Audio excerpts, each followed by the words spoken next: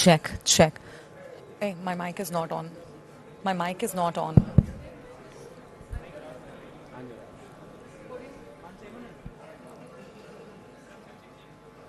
Check. Sound check. Request you all to kindly settle down. Good evening to everybody. Honorable Chief Minister is right here outside. He might step in any minute now. Requesting all of you to kindly settle down and maintain silence.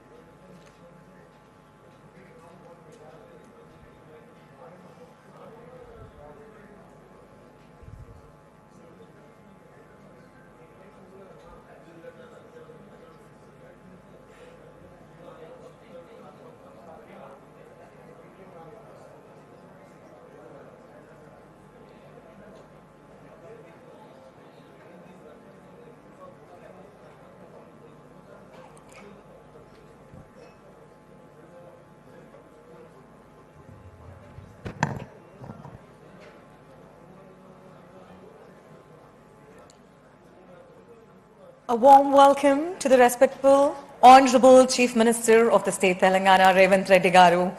Hearty welcome to you, sir.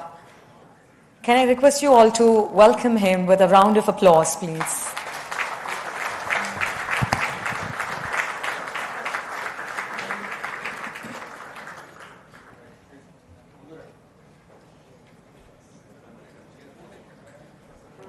We'll just give 30 seconds for everybody to settle down.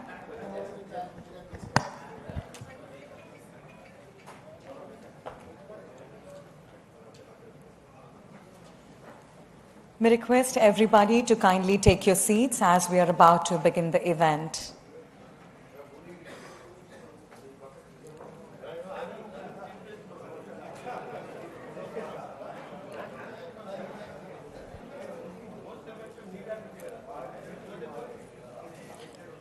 Shall I start? Sir, shall I start? Yeah. Andarki Namaskaram. Good evening. To the Honorable Chief Minister of the State Telangana, Revanth Reddy Gariki, Honorable Chairman, Legislative Council, Gutta Sukendra Reddy Garu, and to Honorable Deputy Chief Minister, Batti Vikramarka Garu, Honorable Ministers, Honorable MPs, MLCs, MLAs, Chairpersons of different corporations, diplomats of various countries, eminent persons from the industry, healthcare, construction, hospitality, judiciary, subject experts, media, senior officers, state administrators, environmentalists, honorable dignitaries, I welcome you all to the presentation of the River Musi Rejuvenation. Ippudu Telangana Rashtra Geetam kosam మీ అందరినీ నిలబడవలసిందిగా కోరుకుంటున్నాము. I request you all to stand in the honor of Telangana state song. Thank you.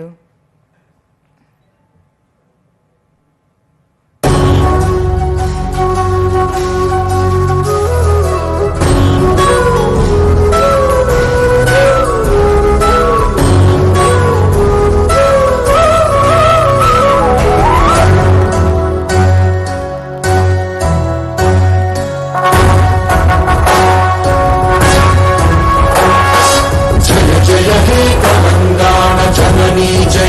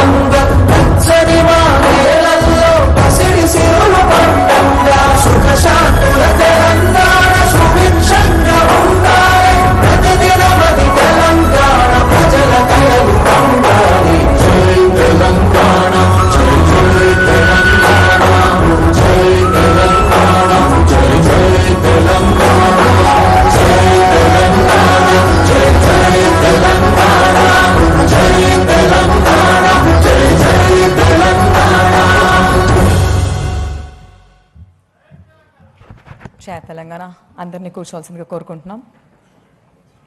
We would also like to welcome the honorable speakers and all the dignitaries here. Thank you. Requesting everybody to kindly settle down.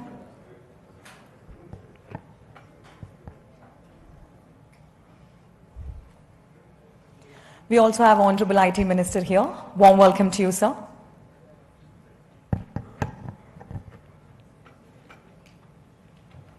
Yes. Hyderabad చరిత్రను మూసీ నది లేకుండా ఊహించుకోలేం. అనంతగిరి కొండల్లో పుట్టి హైదరాబాద్ నగరంలో 55 కిలోమీటర్ల పాటు ప్రవహిస్తుంది.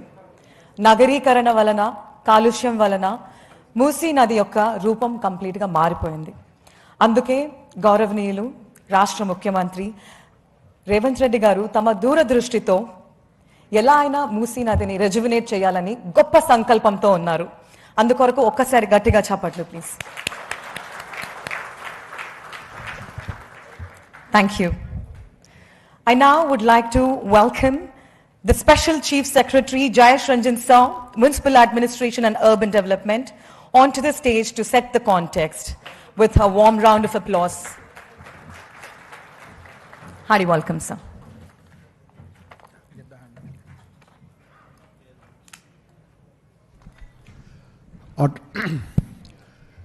Honorable Chief Minister, sir, Honorable Deputy Chief Minister, Honorable Speaker, sir, Honorable Council Chairman, respected ministers, advisors, members of Parliament, members of Legislative Assembly, Legislative Council, representatives, chairpersons of various corporations, all our invitees, our guests, distinguished members of the diplomatic services, senior industry representatives from various verticals like manufacturing sector, healthcare, property development, entertainment and media, and all the domain experts who are here, all the environmental civil society organizations. To every invitee, we are very, very grateful. This is a one of its kind platform. You would not have seen something like this before. For the sake of transparency, for the sake of accountability, for the sake of consultation, such a wide platform has been created, and we are very grateful that all of you have responded. I mean, I see a full house. Some people are standing. Very shortly, we'll find chairs for all of you. Just bear with us. As all of you would know, within weeks of taking office in the year 2023, Honorable Chief Minister announced a slew of flagship projects. Of course, the 6 guarantees are well known, but there were other important developmental initiatives which were announced by Honorable Chief Minister. And to revive and rejuvenate Musi River was one of the important ones. I have had the pleasure of accompanying Honorable Chief Minister to few of his international visits. And I know for sure that wherever Honorable Chief Minister has gone, one of the first demands that he has put on us is that please find out if there is any water body, if there is any river, and how has that country developed that river. And in the process, Honorable CM has visited the Thames River, the rivers in Tokyo, in Seoul, and in so many other places as well. And everywhere we have seen that the regeneration of the river has created a huge multiplier effect for the economy of that city and of that country. And we all know historically why when the Asaf Jahis set up their dynasty, they chose the riverfront to establish all the important institutions. But obviously over a period of time, due to neglect, due to inadequate attention on planning, on resource support, the river today has become an embarrassment for us. In fact, I come from the north of the country. We have mighty rivers, we have bridges, and when you cross a bridge over a river, you get a sense that I'm crossing something. I mean, there is something very special which is happening. Here, when you cross any bridge over Musi, you don't even notice that you are crossing a river. It has become so insignificant, etc. I can share something else which is very personal. In fact, the Musi River Rejuvenation Plan was tried out way back in 2005 also. I was the Vice Chairman of the Hyderabad Urban Development Authority. which is called Huda. The then Chief Minister Dr. Y.S. Rajshekhar Reddy had asked us, and at that time GHMC was called MCH, to look at the river rejuvenation project. We had engaged a very eminent architect called Hafiz Contractor to guide us. But we were not able, he gave us good ideas, but we were not able to make any progress because one very fundamental question could not be answered. And that fundamental question was, how do you bring water into this river? This river can be, so much of landscaping can be done, so much of other things can be done. And just because this fundamental question could not be answered, we could not make any progress over the last 2 decades. And I'm sure you would have read about it. One of the smartest river interlinking projects is happening here. We are now supplementing Godavari river water into this river to make it perennial, and obviously various other things will happen. The last point which I want to make is about the format of today's interaction. As soon as I finish, I would request my colleague, the Managing Director of the Musi River Development Corporation Limited, Mr. E.V. Narasimha Reddy, to explain using a presentation. We have engaged a very reputed consortium of agencies to prepare the master plan for this river rejuvenation. These are all international companies. It is led by a Singapore-based company called Mainhart, along with Rios of United States, Cushman and Wakefield, which is also a global consultancy, one of the big 5. So they have just about a month ago given us the detailed project report for phase 1 of the project. So my colleague will explain about what is there in the DPR. He will also provide a little bit of a historical context. Some of you might have seen some of the displays in the foyer when you would have entered. If you have not, please do look. Take a look before you leave. It has some amazing illustrations and pictures and historical markers of how this river has created an impact, a very deep impact in the history of the 435 years history of Hyderabad. And after my colleague's presentation, we would be requesting Honorable Chief Minister for his address. And before the evening concludes, obviously we have arranged for dinner and accompanied with some entertainment in the outside lawns. So please do make full use of this time that you have chosen to spend with us. And once again, very, very warm greetings and welcome to all of you on behalf of Telangana government. Thank you very much.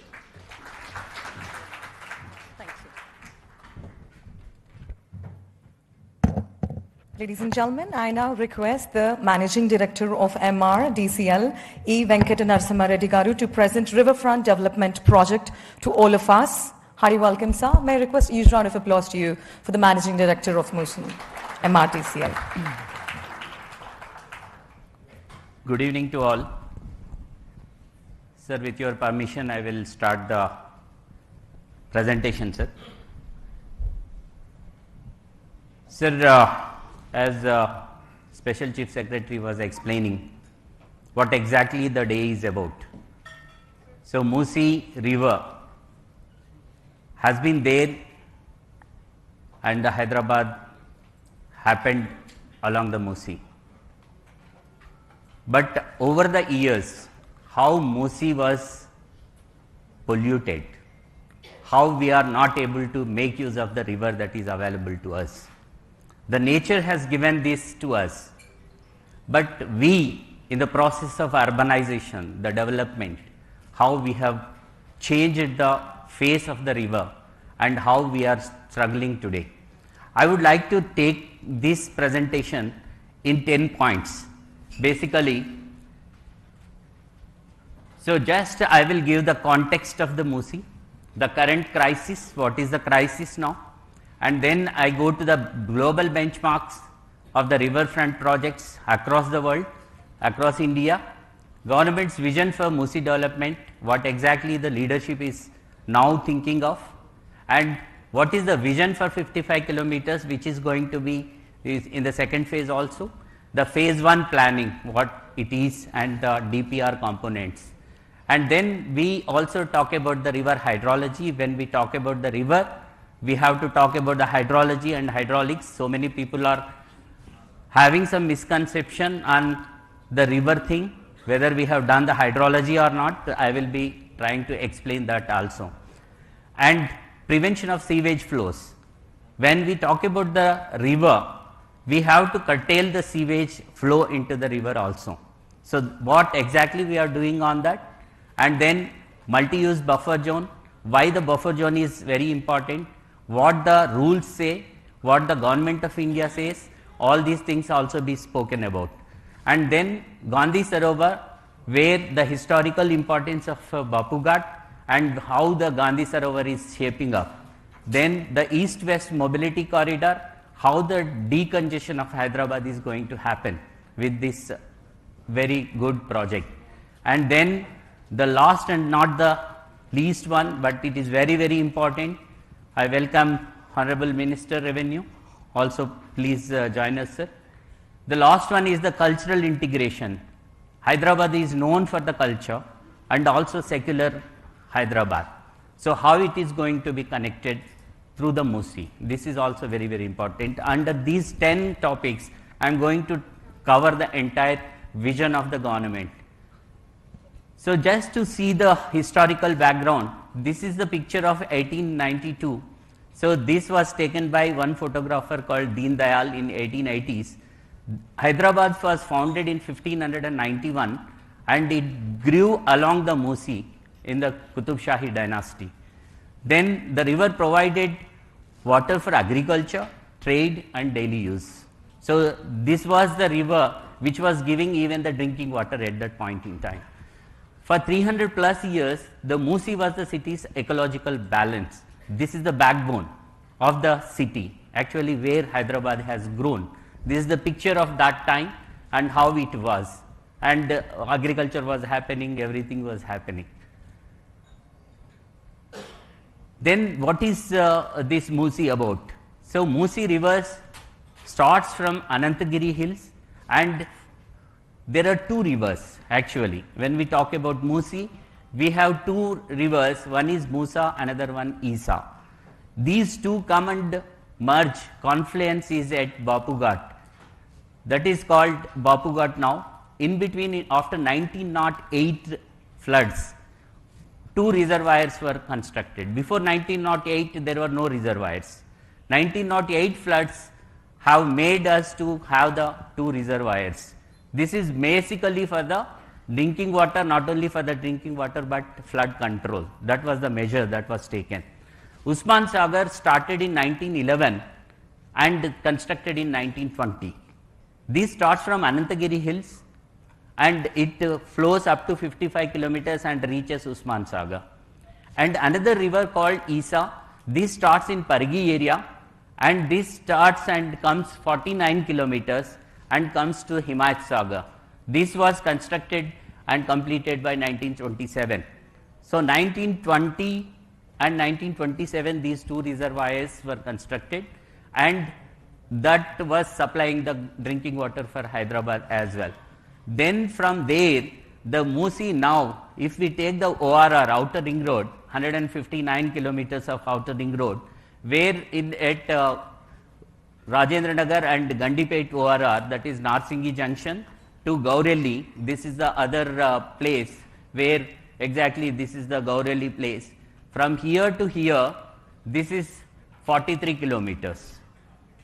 And from here Usman Sagar and Himayat Sagar, if we take these two rivulets and the length if we add, this is 21 kilometers and this is 34 kilometers, makes total 55 kilometers. Musi is coming from Anantagiri hills 55 kilometers up to Usman Sagar, again 55 kilometers of river, Isa and Musa together Musi coming up to this place. So, this is the entire Hyderabad place.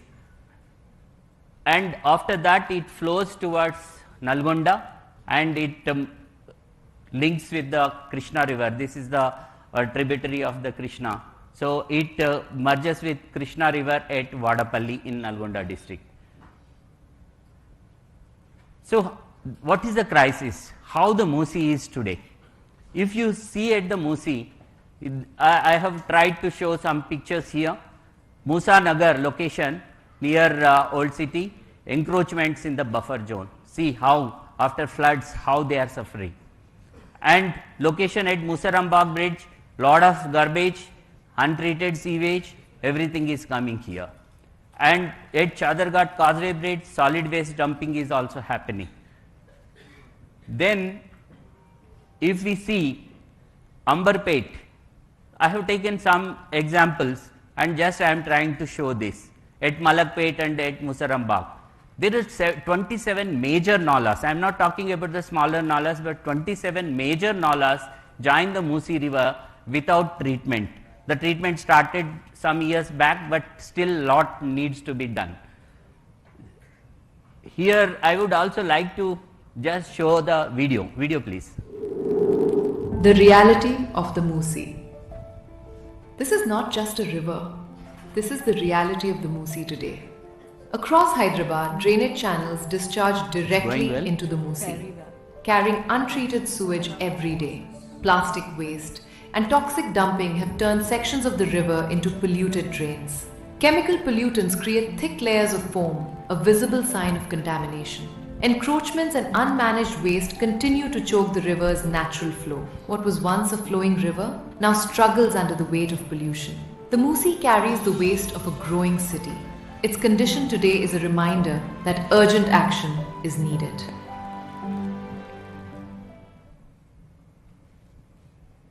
This is the urgency where we are today. So, if we also see the historical paper clippings and happenings that are there, in 2020, 50 people died in heavy rains, flash floods in Telangana. So, this is why, what is the reason for this? Because Musi has to take all the nalas into that. Whatever flood that comes, that has to merge into the Musi and it has to flow uninterrupted. But if that is not happening, then the flooding happens. This is called urban flooding. So, in urban flooding, the risks and infrastructure challenges are also there. This is one thing that happened in 2025. This 2 dead, 2 missing in rain related incidents, parts of city waterlogged, complete city waterlogged. And this is 1,000 plus families have to be displaced. Heavy rain pounds Hyderabad, and location this is Shankar Nagar in 2020, and this is 2025 news item. Please video please. Hyderabad.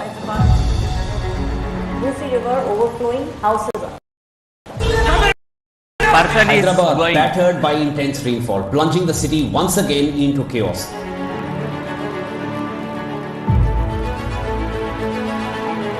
Police moved quickly to close roads around the affected zone. Hyderabad was severely impacted as heavy rain continued to hit the city and several other districts of Telangana, leading to flight diversions and traffic congestion.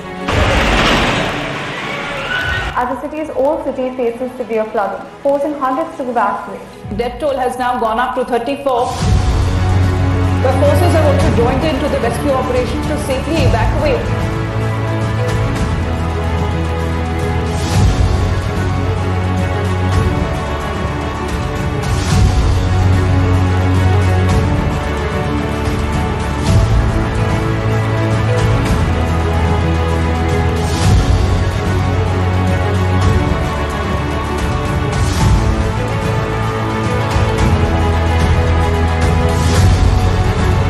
This is recent floods 2025.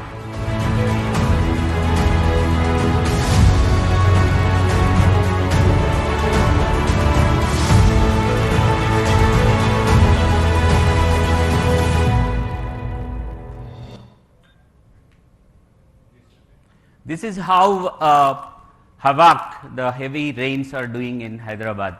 So, though we have the river, for taking all this flood into it and just go along the river, and it can pass through to the Krishna river and then go to the sea. But because of various obstructions and other things, it is not happening. So, that is the crisis. Added to this, the climate change that is also there. As we have seen, within 24 hours, we are seeing 25 centimeters of rain, 40 centimeters of rain. See, actually all the systems were prepared only for 2 to 10 centimeters max. Even if 10 centimeter happens, the entire city gets into waterlogging, not only here, across the world, across other cities as well. But what needs to be done? When we are talking about Musi, actually the Musi project is not looking only about the Musi cleaning. We are trying to do an integrated approach, the comprehensive approach for the entire city. In the coming slides, I will also be explaining what exactly the government is trying to do. So, global climate projections, if you see, South Asian cities face a 40% increase in extreme rainfall events by 2050. If we are not prepared for that, we are losing out, and the generations coming will definitely curse us. So, this is the time we have to cloud bust everything. If you see 2020 Hyderabad floods, 50 lives and 5,000 crores of economical loss. This is reported by the newspapers, and 200 to 300 mm, 20 to 30 centimeters of rainfall within 24 hours. So, this is where we are today. Therefore, every monsoon that passes without action, if we fail to take an action today, is a disaster we chose not to prevent. We have to prevent it. What needs to be done? That is what exactly the project is about. So, in light of these crises, the Musi's revival is not a choice, it is a necessity, it is a compulsion. This is exactly where we are today. So, what we have done? So, having studied the problems here, we are not leaving the problem there. We are trying to find out the solutions. Which are the best practices that are there across the world? We try to see we try to go around the globe and take the inspiration out of it. So, out of this, if you see Cheon Seol river, where this was before doing the riverfront.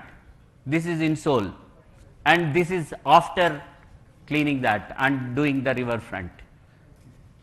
So, the second example is Thames. See the old Thames and the new Thames now, how the economy is growing around. Next, this is Sumida river in Tokyo, how it was, how it is today. And this is Singapore riverfront, how it is. Many of us probably have visited several of these places, but we never understood that how the river was, because now we are seeing this. We didn't know what happened in the historical thing. So, all these things are studied now, and Sabarmati riverfront even in India. Sabarmati, if you see the riverfront now in Gujarat, and this is Seine river, Paris. Several of us visited Seine and how it is today. Please play the video.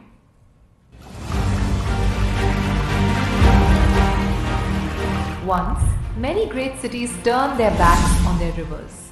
Pollution, encroachment, forgotten waterways at the heart of growing cities. But vision changed their course. Seoul removed a highway to restore the Cheonggyecheon stream, bringing water, nature and people back to the city. Tokyo revitalized its riverbanks, creating vibrant public spaces along the Sumida River. London turned the Thames into a thriving cultural and economic corridor. Singapore transformed a polluted waterway into one of the world's most celebrated riverfronts. Paris transformed the banks of the Seine River into vibrant pedestrian spaces.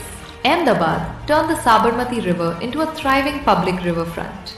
Across the world, cities chose to restore their rivers and reshape their future. Now, it is Hyderabad's moment. The revival of the Musi begins.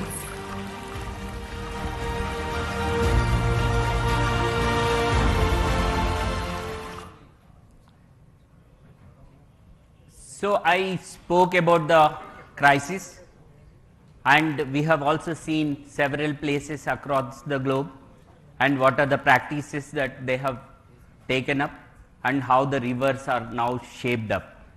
And after seeing this, the leadership today is very committed to that. That is the reason a team led by Honorable Chief Minister himself has taken to the various places along with media. let me also be very clear so that everybody can understand, and the cabinet colleagues of sir and also the senior bureaucrats to study this. The vision, leadership, commitment, see Dubai, Singapore, London, Tokyo, all these places were visited by Honorable Chief Minister, and the teams were sent again to study what they have done, what we need to do for Musi. Please play the video.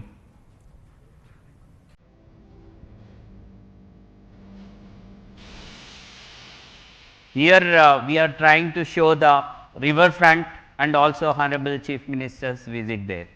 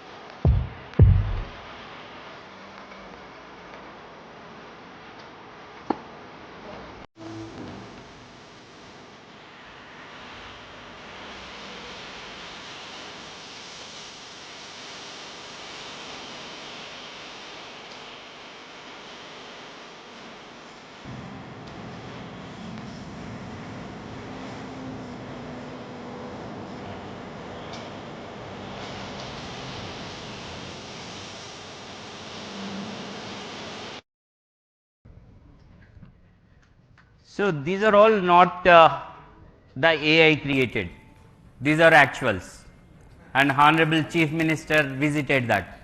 So, when we are trying to show the vision, people are thinking that AI, but that is based on the actual study that is done and the pictures are presented here. I request all of you, while going back again, once again see, this is possible, but the commitment from the government, that also been shown. So, this is the right time, we have to arise and we have to see that this happens. Then what we have done on this front, for the last 1.5 to 2 years, the field study is done, the understanding is done, the data collection is done. First, data collection is very, very important. After data collection, that is collated, and then the study happened, and we are coming out with a plan. The plan will be implemented. I am trying to just showcase the plan, what we are exactly thinking of. In this particular thing, Hyderabad is going towards blue and green Hyderabad. As you are aware, already we have a beautiful ecosystem here. We have 1,000+ lakes within Hyderabad's jurisdiction in the Cure area. Now we are calling core urban region economy area. Within that, about 2,000 are there, but we are going to take up at least 1,000 lakes. Already the activity started, rejuvenating or lake improvement happening, and that will go on. That is one. This is a lake system having the chain system. One lake is full, then the overflow of that lake comes to the other one, second, third one, and then it comes into the Musi. So we are also targeting that, that is also happening. Then the clean river, what does it mean? There is no sewage flow into Musi. How to treat this, where to send this, how to utilize the resources that are available. Second is the flood mitigation. I have shown how the floods are making havoc in city. So this is also very important to save the lives and properties of the people and also to thrive the economy in Hyderabad. So flood mitigation measures, accessible riverfront. When the river is there, people have to enjoy the riverfront. They have to have that ecological balance and they have to enjoy the riverfront so that the public spaces have to be improved. Connected city. See, river is there, how to connect it. So the mobility is also another factor that is also considered in this project. And sustainable development. Every development that is taken up has to be a sustainable development. These days we are talking global SDGs. With this river, at least we are attempting to have 6 sustainable development goals achieved into this. This is what exactly. And we have very rich heritage. Probably some of you might have seen what we tried to show from Vishnu Kundins now to the present day, how the history has shaped up and how the history has given invaluable heritage to Hyderabad. We have to restore it and protect it. And the most important thing is with all these things, now you have seen all the videos of Tokyo, Singapore and London, every city, the economy is thriving next to the river. Night economy is there. So why not we have, so that the people can also work in the nights, blue collar jobs will come and they will earn very good amount to live, livelihoods improvement. Then we have also done some analysis and compared with other rivers. So in the Seoul, the Chong Yecheon river is developed only 5.8 kilometers.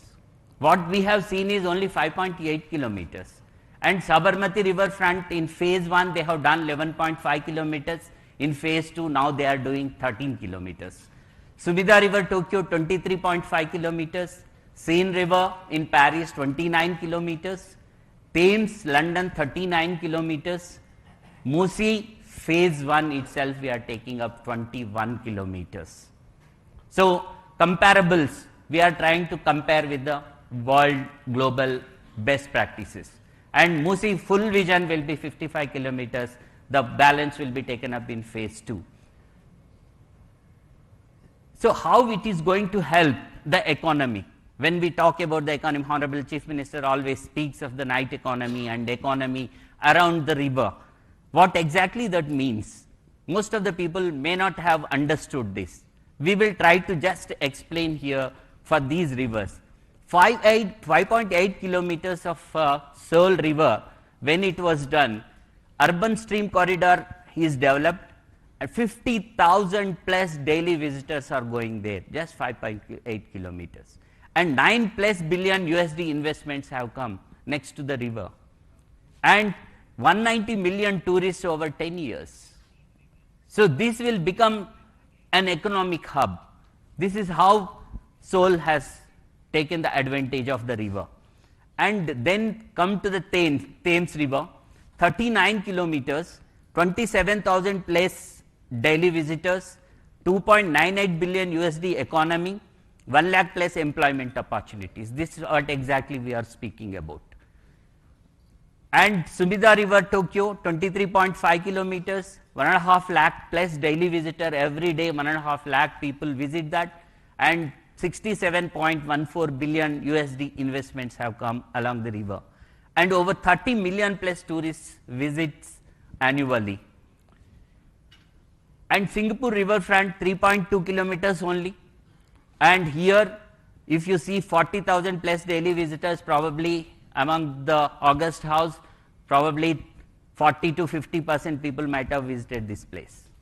23.9 billion USD in revenue per annum and 16.9 million tourists annually. When these many tourists come, the employment also comes. So for the local youth, local people, lot of employment can be created. Seine River, 40 million annual visitors, 29 kilometers and 7.4 million job opportunities. 30% of the economy is driven by tourism. This is very, very important. See, Paris, everyone knows tourists go there. The Eiffel Tower is on the river Seine.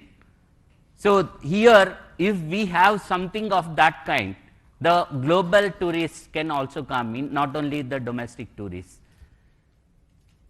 Sabarmati riverfront also 11.5 kilometers, now it is shaping up, 85,000 plus job opportunities created. So this is exactly where we are. Cities around the world are turning. They are shaping up their rivers, riverfronts into economic powerhouses. Why not we? What could 55 kilometers of fully realized riverfront unlock for Hyderabad? Just I am trying to put this in your minds and in everybody's mind. If those countries can do with the smaller extent of riverfront, so much of economic activity, job creation, tourist attraction, thereby economic growth of that country, why not for the Hyderabad now? Why we should not take that advantage? That's what exactly Honorable Chief Minister thinks and the state government thinks. So then we have studied, prepared the master plan. In the master plan, this is in two phases. Phase 1 is for 21 kilometers and 55 kilometers master plan. Also, I am trying to just show how we are proceeding further. I'm now switching on to the technicalities into that. I will try to touch upon some of the technical things here. Sir, I think I can have the time, sir. So 55 kilometers is divided into 5 zones. So based on the population, based on the river stretch, these zones are identified. If you see the zone 1 from Gandipet, that is Usman Sagar, and this is Rajendra Nagar, where Himayat Sagar is there. There are 2 rivers, one is Musa river, another one is Isa river. Both put together are becoming 21 kilometers. And thereafter, this becomes only single river called Musi, and this flows in zone 2 up to Purana Pool 6 kilometers, and from Purana Pool to MGBS it is 4 kilometers, MGBS to Uppal 8 kilometers, and from Nagol on to Gaureli exit ORR on the east side is about 16 kilometers. So this entire stretch is 34 kilometers and this is 21. That's how it is 55 kilometers vision. So in this, why this is zoning is considered? This is the new development that is happening. This is the old development that happened in zone 2 and zone 3, and zone 4 is semi and now growing area, and this is again the future growth corridor, we can say. So having said this, we have engaged, Special Chief Secretary sir also mentioned, we have engaged the global consultants. Menhart is the main consultant. He is from the Singapore, having lot of projects done in Singapore, and the Rios is the designer. He is from that company is from the US, and Cushman and Wakefield is known for the general big 4 companies called consultants. They will work on the economic models and other things. And these 3 have become a consortium, and they have given the aggregate master planning for phase 1, and they are doing for the phase 2 as well. Master planning components, what are there in the master plan? Master plan is not just about the DPR. People several times have a misconception saying that DPR is the final thing, but first we need to have the master plan. Then out of that the DPRs can be generated. DPR, this master planning is already, as I said, data collection and data analysis, then the plan, then we go to the implementation. Now we entered into the planning plan stage, and planning is happening, and phase 1 is already completed. In this blue master plan, green master plan, blue master plan is protecting all the water bodies and making the water flow without any contamination. Green master plan, improving the greenery along the Musi and also in Hyderabad, because these days we also are experiencing drought conditions. Unless we target the greenery also, this is also very, very important. Then comes the land use master plan. When we talk about the river and riverfront, what kind of land use it can be, what we need to take up, that is also coming in this overall master plan. And wherever we have potential for the marquee projects, as we have seen in other videos of other countries, how the marquee projects have come, that enhances the economy of the state. And infrastructure master plan, when we talk about the roads, the connectivity, the bridges, etc., that come under this infrastructure, and the financial master projects. So some of the important projects, how they are going to have the leverage of the Musi and how the economy goes. So that covers everything. Phase 1 covers 2 river stretches, as I was explaining, from Gandipet to the Bapu Ghat, now we are calling it Gandhi Sarovar, and Himayat Sagar to Gandhi Sarovar, total 21 kilometers. This, what exactly are the components now we are looking at when we are talking about the Musi? As I was explaining, just not cleaning the river, just not making some pathways and showing that river cleaning happened, riverfront happened, it is not like that. So river cleaning, accumulated silt and debris removal has to happen, and that too it has to happen very technically and scientifically. For this and riverbed profiling, we have to do the riverbed profiling and flood mitigation. This is most important. And slope stabilization. Unless we have the embankments properly, we cannot curtail the floods. We have to do that. And roads along the river bank, this is about the connectivity, east-west corridor. Trunk sewer mains, this is also very, very important. This is exactly what I was talking about. Unless we treat entire sewage across city and not allowing it directly enter into the Musi without treatment, again the Musi cleaning is not happening. So that's the reason this is also integrated and the plan is comprehensive. And water retention structures. So we have to have the water in the river all through 365 days, so that some boating can happen, some people can go in the evenings and relax there, and the night economy happens there. Unless we have the water throughout, we cannot improve the tourism, economy and other things. That's the reason here I will come in the next slides, the river Godavari river linkage, how it is happening. Riverfront development. After doing all these things, the riverfront has to be developed so that the public spaces are developed, public access can be developed, public can go there. For this entire phase 1, for all the development works up to 7, it is going to be around 6,500 to 7,000 crore only.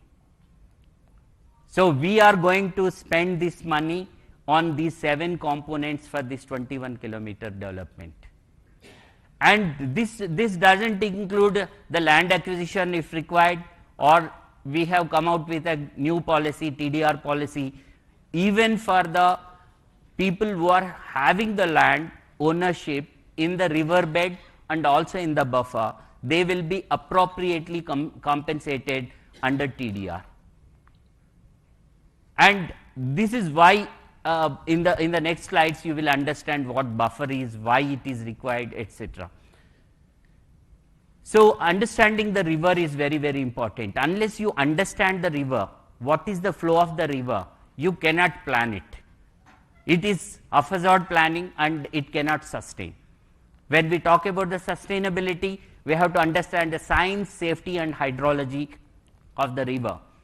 In this, we have studied extensively the overall catchment area of these 2 reservoirs.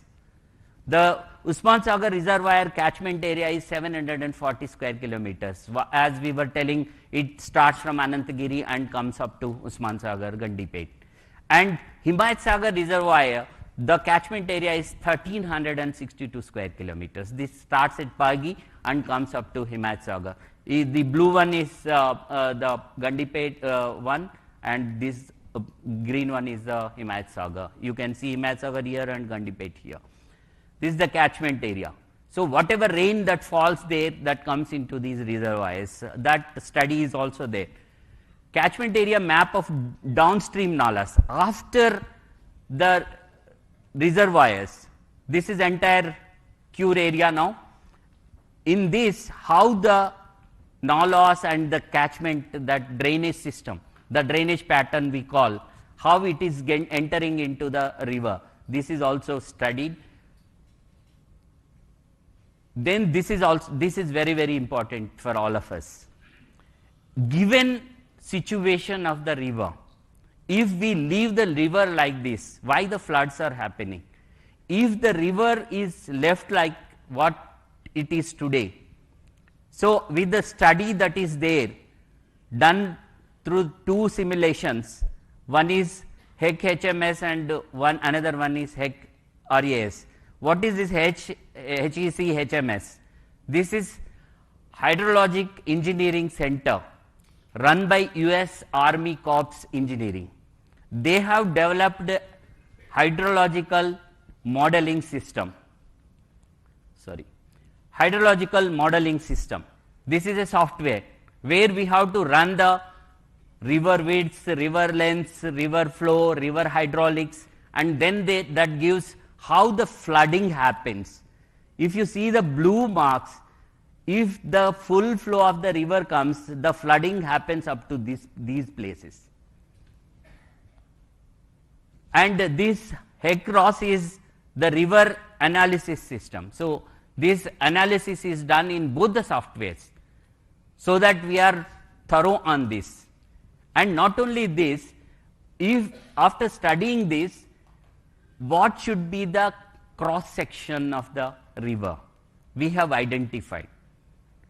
And if the river should not come outside the embankments, if this flooding should not happen, which is causing lot of human loss or even the property loss and the economic loss. So in order to contain this, we have to have proper sectioning of this. I will be coming to the section in the next slide. This is the slide. So in order to curtail, I will just go back again. If the section is properly done, giving the river back of its property, river ki property undi, దాని property దానికి మనం ఇచ్చేస్తే అది బయటకు రాదు. So దాన్ని మనం చేయాల్సిన అవసరం ఉంది. సో ఓవర్ ద ఇయర్స్ మనమే ఎక్కడెక్కడో కట్టేసుకొని ఉండొచ్చు. అలా కాకుండా రివర్ని సరిగ్గా దాన్ని ఎంత వాటర్ పోవాలి ఫ్లో అది మనం అలో చేస్తే అది బయటకు రాకుండా ఉంటుంది. This modelling shows that, and after this we have arrived at this section. And this entire flow, actually if you see here, this is for the Himat-Sagar stretch. From Himat-Sagar to the Bapughat, that is the Gandhi Sarovar now. Up to that, after study, this is 1.53 lakh cusecs of water. In the 2025, actually the maximum flow we have taken from Himat-Sagar was only 36,000 cusecs. But this Himat-Sagar was designed for 1.53 lakh cusecs. Unless we see the downstream of the river properly and do the section, again the floods will happen. That's the reason we have taken National Institute of Hydrology, Roorkee also on board, and they have also vetted it and certified.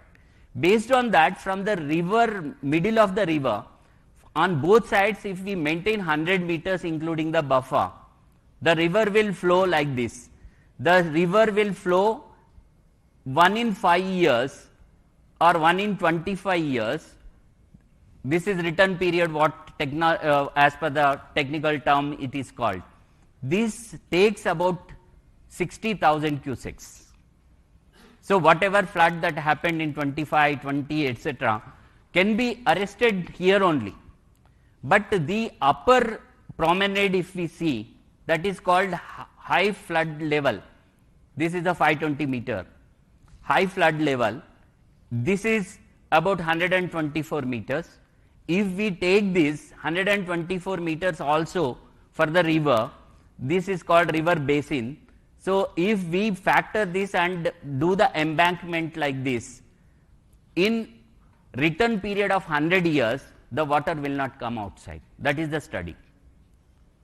That means in 1 in 100 years, 1% of chance, but 1% of chance also we cannot take with the river. That is the reason the section is decided with this, and rest is the buffer. On this buffer, the promenades are coming. This is called lower promenade, this is upper promenade. On one side within the buffer zone, we will be having a 6-lane 30-meter main road, and on the other side only the service road with 9 meters. Rest of it will be the most of it is the open spaces for the public. And we have also done for the second stretch. Of course, we have done for the entire Musi, but I am just trying to show only these two stretches in the phase 1. This is a hydrology study for Usman Sagar up to Gandhi Sarovar. Here also you can see how the flood plain is, and after section how it will be. The section of this area is, the bottom width is 60 meters and the full flood level is 104 meters, this one, and rest of it is same. From middle we will be taking 100 meters both sides. So, complete within 200 meters, 1 in 100 year flood 26,300, but it can take easily 60,000 cusecs.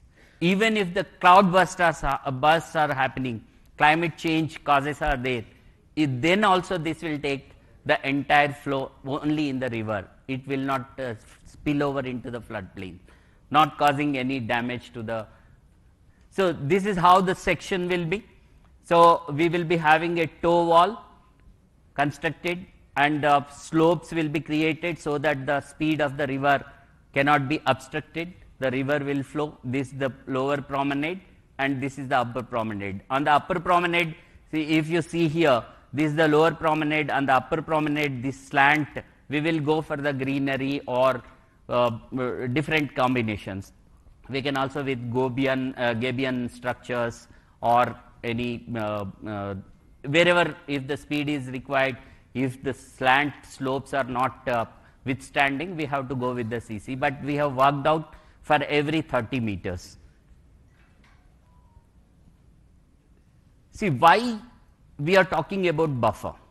It is not the state's thing, but it is the Central Water Commission, Ministry of Jal Shakti, which says how the river has to be protected, what needs to be done. If you see this graph, exactly what it says, this is 1 in 5 year return period flood. It is a protected area. When we say protected area, there is no construction allowed. This is the river bed. So, river bed, no construction is allowed. Then 1 in 25 year return, that is what exactly I was trying to show. 1 in 25 year return period, that is called regulatory area. This regulatory area in fact is the buffer zone, including a part of 100-year return also. So, this is how the section of the river has to be decided. That is how Telangana government has decided in 2012. GO 168 clearly says 50-meter buffer for the river in the municipal corporation areas, and it was reiterated in 2016 by GO 7. It is 50 meters buffer on both sides of the river. This is very clear in GO 7. So, this is exactly the study. This is not from out of blue, or it is the state's thing. It is as per the CWC norms. And also the National River Conservation Plan, this also very clearly says what can be taken up in the river zones, riverfront zone. So, riverfront zone, what exactly now we are planning? Approach roads and open spaces, public spaces, cycling, trekking. So all these, see, the idea is that some people will come, evacuation can easily happen if there are any flash floods. That is the reason in the protected area, no permanent construction is allowed. So that is a working place. Somebody can come and go. If we want to stop it, we can stop. Residential is not allowed. That is very important. People can also refer the guidelines. Source is Technical Guidelines on Floodplain Zoning, Central Water Commission, again issued in July 2025, based on various Supreme Court orders, national NGT orders, and all these things. I request all of you, please do study that. So then we are coming to how the river will be cleaned. So one is completely cleaning it. It is not possible because there will be some toxins and other things. When we have to disturb them, we have to disturb them in a proper condition. But it can happen over a period of time if we substitute that water with fresh water, the surface water. For this, already a project is already taken up by the government. If you can see, this is the Godavari linkage that is coming all along the ORR and coming to Usman Sagar and then Himayat Sagar. Total 20 TMC of water is allotted and already work started under Hyderabad Metro Water Supply and Sewerage Board. And out of this, exclusively 2.5 TMC water is allocated for Musi rejuvenation. This is exactly what I was trying to tell. So in the river, all through 365 days, there will be water, that is the fresh water that comes from the river Godavari. So this is the river linking project, Special CS was also mentioning. So this is one, getting the fresh water there. Then what is the second thing? Second thing is we have to treat the sewage in the entire city. Sewage treatment and trunk sewer mains. After treating or before treating, we should not allow the sewage to pass into the river. So what exactly now it is happening on the sewage front? This is another very important thing. So if you see, there are STPs already existing. Here a representative photo already functional, this one Amberpet. 772 MLD existing STPs, 25 are there, and 1106 MLD already commissioned and works are going on in good pace, 27. 972 MLD ongoing STPs under Amrut scheme, 39 are under progress. So these many STPs are happening, and this is the existing one. These are the new ones, already construction is going on. In the phase 1, the Narsingi already started. The STP work is started. What remains to be done? What remains to be done is taking the nalas into consideration.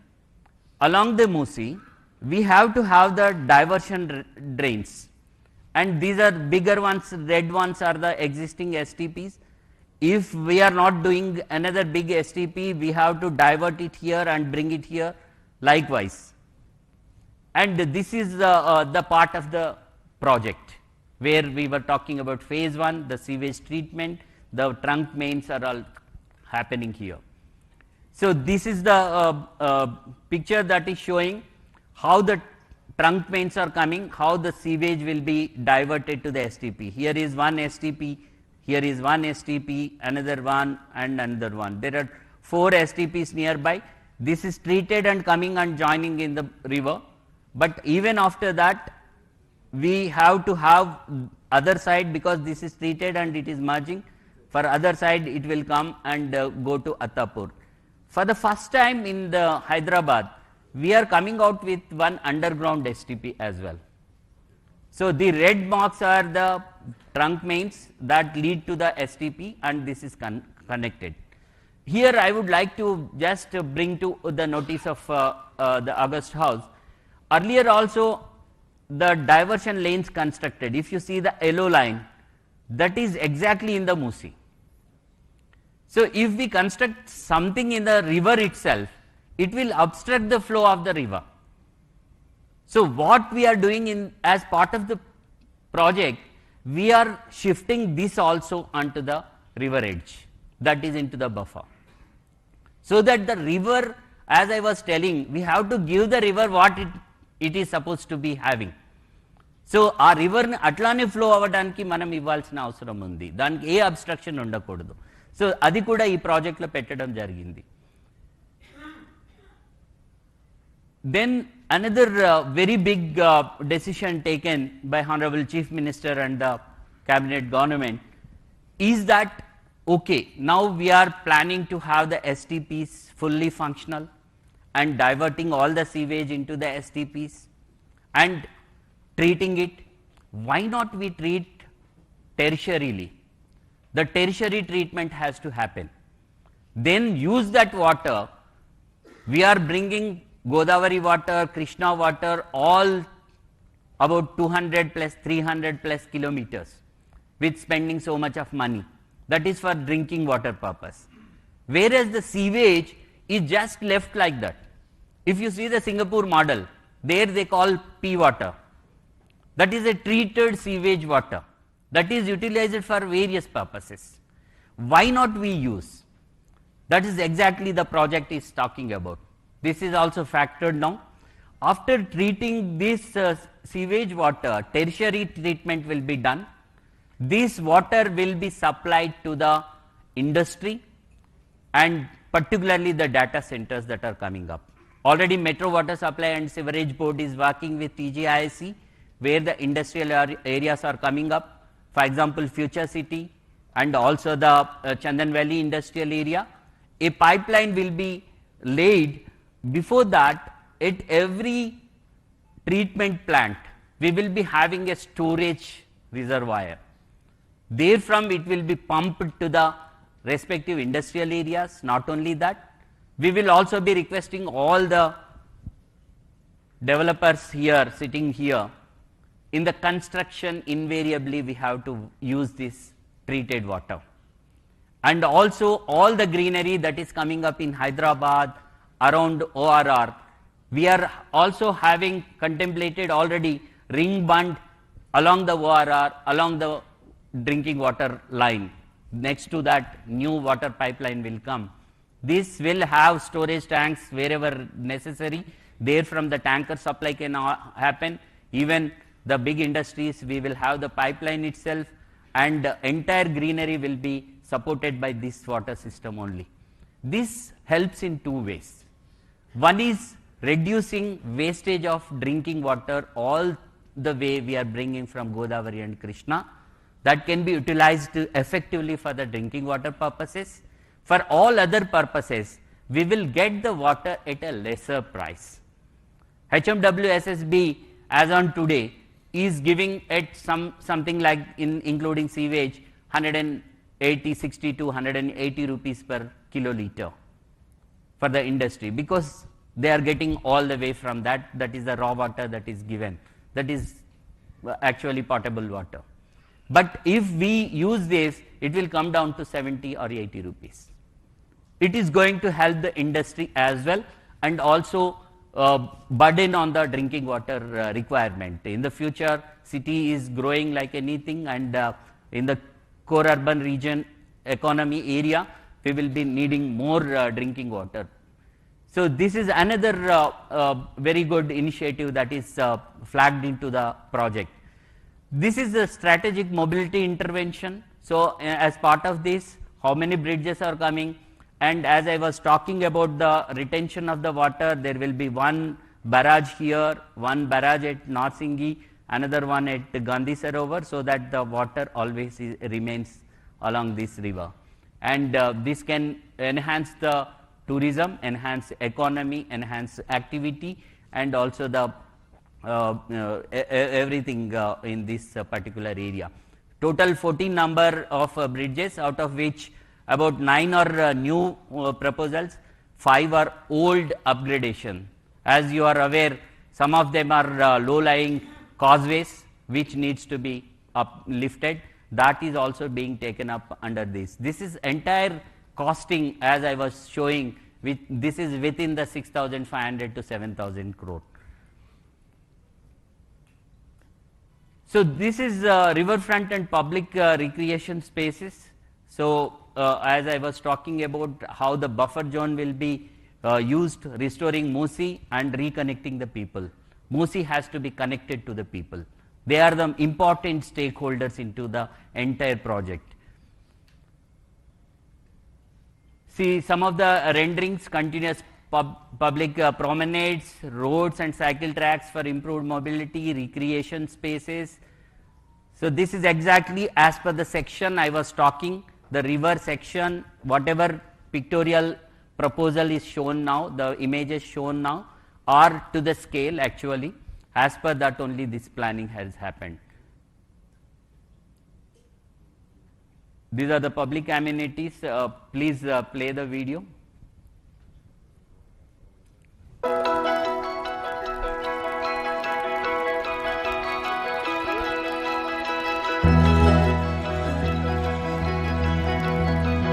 A paper this तरफ.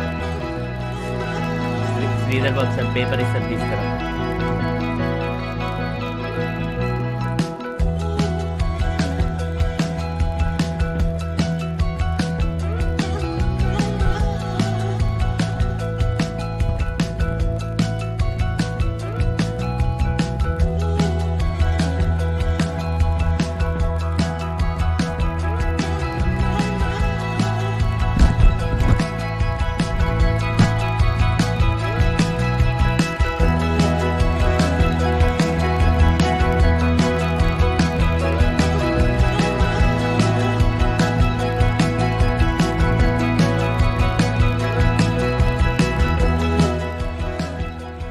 ఇక్కడ greenery కూడా చూస్తే మనము నేచర్కి దగ్గరగా ఉండేట్టుగా ఎక్కువగా plan చేస్తున్నాం.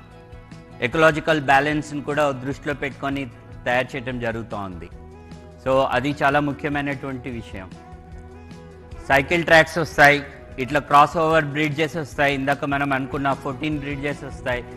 Barrage ఉన్నందువల్ల ఈ నీళ్ళు ఆగుతాయి, దాంట్లో బోటింగ్ అది అవుతుంది.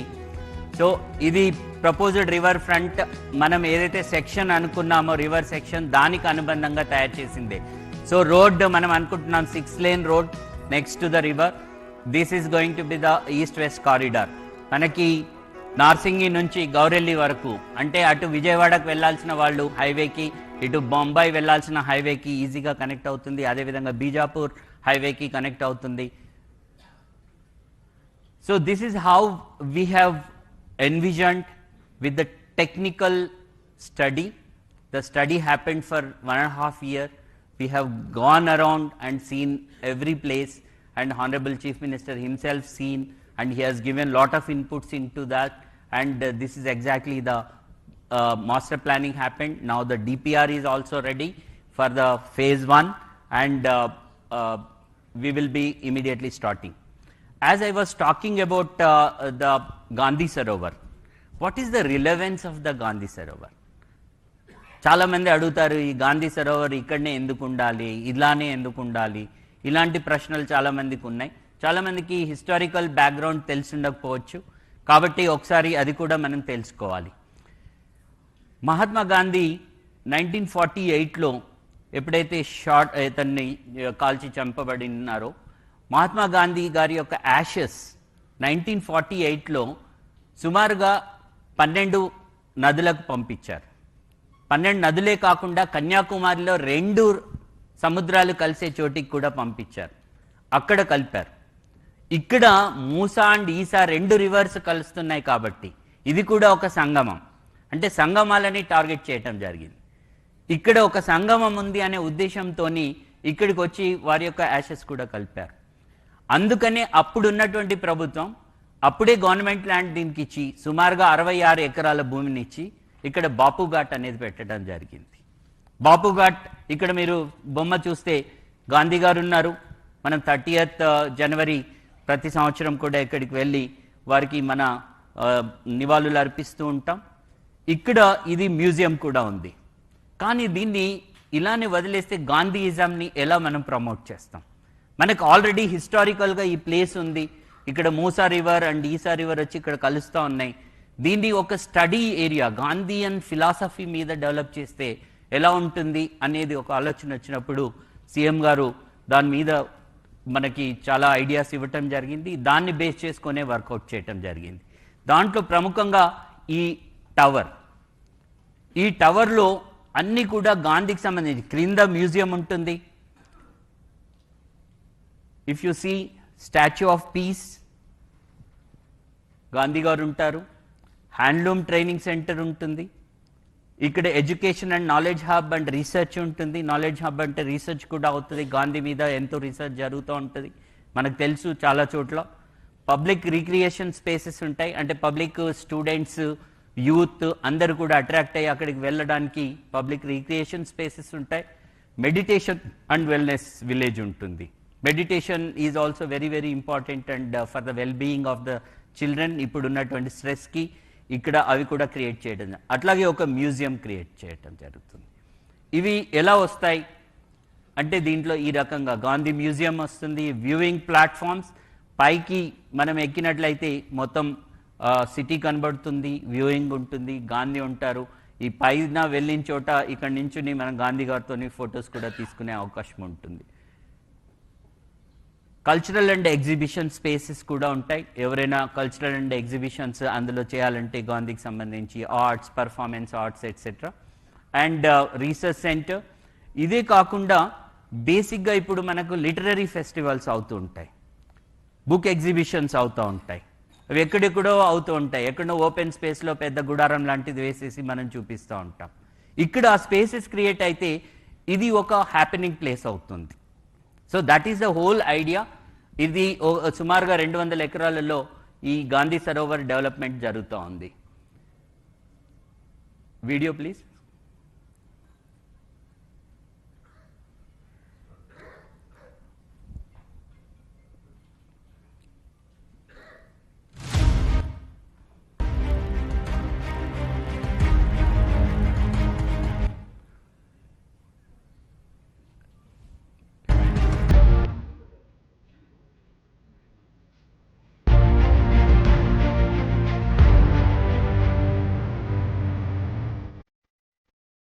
సౌండ్ అది. ఇక్కడ చూసినట్లయితే మూసా ఈసా రివర్ వస్తుంది. ఈ రోడ్లు ఏవైతే ఉన్నాయో ఈస్ట్ వెస్ట్ కారిడార్, సారీ,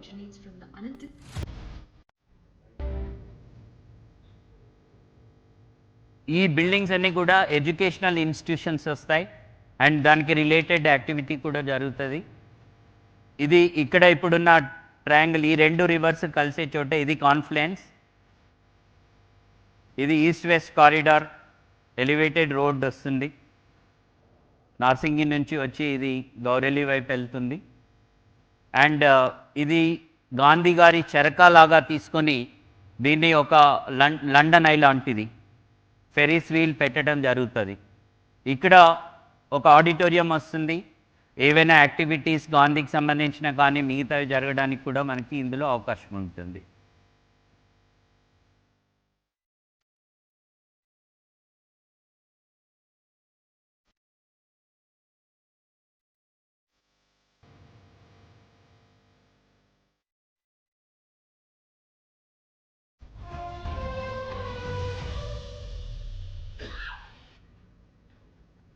ఇది సుమారుగా 100 మీటర్స్ ఉంటుంది.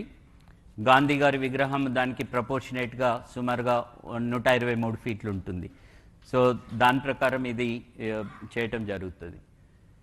సో ఆల్రెడీ దీని డీటెయిలింగ్ కూడా అయిపోయింది. ప్రతి ఫ్లోర్లో ఏమొస్తుంది, ప్రతి లెవెల్లో ఏమొస్తుంది కూడా తీసుకోవటం జరిగింది. సో నెక్స్ట్ వస్తే డీకంజెస్టింగ్ హైదరాబాద్లో మనం హైదరాబాద్ గుండా వెళ్ళాలంటే, లోపల నుండి ఉన్నటువంటి రోడ్లలో వెళ్ళాలంటే ట్రాఫిక్ ఇబ్బందులు ఎదురవుతున్నటువంటి సందర్భంలో మరి alternate so many roads already మనం ప్లాన్ చేసాం, హెచ్ఎండిఏ నుంచి కానీ జిహెచ్ఎంసి నుంచి కానీ వీటన్నిటికన్నా ముఖ్యంగా మనకు రివర్ వెస్ట్ నుంచి ఈస్ట్కి ఫ్లో అవుతూ ఉంది. వెస్ట్ నుండి ఈస్ట్కి పోతున్నప్పుడు ఎన్ని చోట్లైనా మనము ర్యాంప్స్ తీసుకుంటే లోపలికి వెళ్ళాల్సిన వాళ్ళు చాలా సులభంగా వెళ్తారు. ఒకవేళ వద్దు ఈ ట్రాఫిక్ని తప్పించాలి అని అనుకుంటే మనం గండిపేట నుంచి స్టార్ట్ అయ్యి ఒకవేళ గౌరెల్లి ఆర్ విజయవాడ హైవేకి వెళ్ళాలి అనుకుంటే మనము 91 కిలోమీటర్లు ప్రయాణం చేయాలి. ఇటువైపు నుంచి అయితే 69 కిలోమీటర్లు, సుమారుగా 70 కిలోమీటర్లు ప్రయాణం చేయాలి. కానీ ఒకవేళ గండిపేటలో స్టార్ట్ అయ్యి ఇక్కడి నుంచి మనం కారిడార్ ఏదైతే ఇప్పుడు ప్రపోజ్ చేశామో కేవలం 43 కిలోమీటర్లలో 45 నిమిషాలలో వెళ్ళటానికి వీలవుతుంది.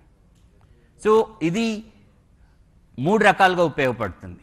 ఒకటి మన ట్రావెల్ టైం తగ్గిస్తుంది, రెండోది మన వెహికల్ ఏదైతే కన్జంప్షన్ చేస్తుందో డీజిల్ ఆర్ పెట్రోల్ అది చాలా తగ్గిపోతుంది, అంటే ఎకనామికల్గా వైబుల్ అవుతుంది.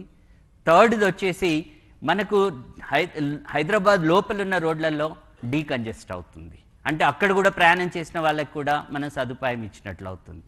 సో ఎకనామికల్గా this is most important and viable project. So ఈ కారిడార్లో ఇప్పుడు ఫేజ్ 1లో మనం చేస్తున్నటువంటిది ఈ 2 స్ట్రెచ్లు చేస్తూ ఉన్నాం. ఫస్ట్ ఈ స్ట్రెచ్ ఎడ్ గ్రేడ్లో తీసుకుంటున్నాం. ఇక్కడ బుద్వేల్ జంక్షన్ ఒకటి ఇప్పుడు ట్రంపెట్ అవుతుంది. మొన్ననే హానరబుల్ చీఫ్ మినిస్టర్ గారు దానికి ఫౌండేషన్ వేశారు, హెచ్ఎండిఏ నుంచి చేస్తున్నారు.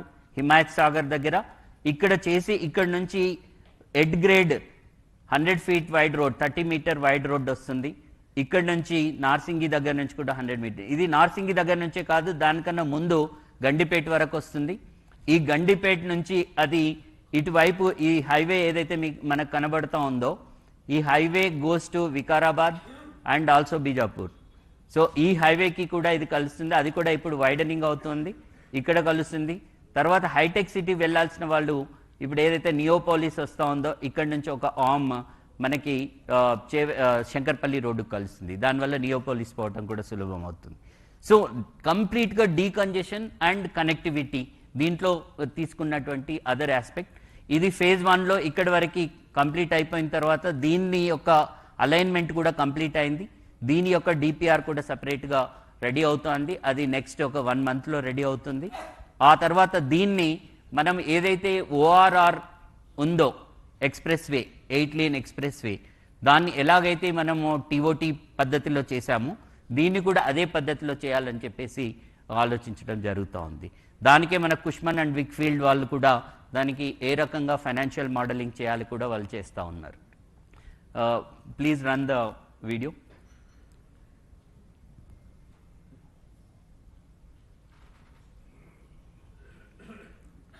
Just it is a representative video.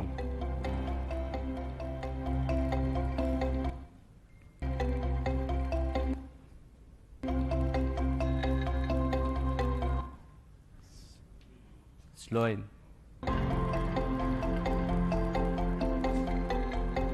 This is again 6-lane road, expressway.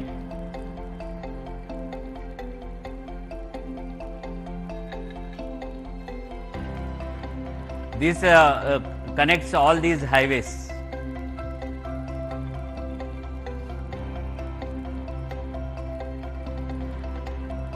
The black one is the head grade and red one is the elevated corridor. Elevated corridor starts from Gandhi Sarovar and Attapur there is one exit, Purana Pool another exit, Salajang Museum another exit, Naya Pool, Chadar Ghat, Musaram Bagh, Nagol, and then seamlessly goes to Gaureli.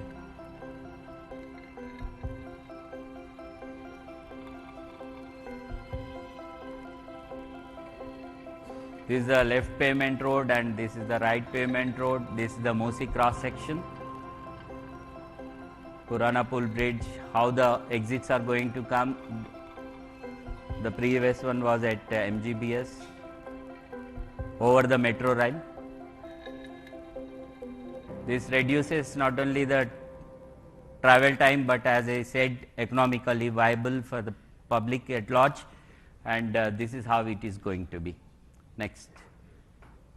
So exactly this decongestion, mobility, all these things are spoken about in this project. And coming to the next very important thing, what is that? As I was telling, the forefathers have given us a great heritage, We have to protect that heritage and we have to take the leeway of that heritage. So heritage tourism, most of us visited Italy, France or any other European country. Whenever we go around the monuments, we go around the heritage structures and we say wow.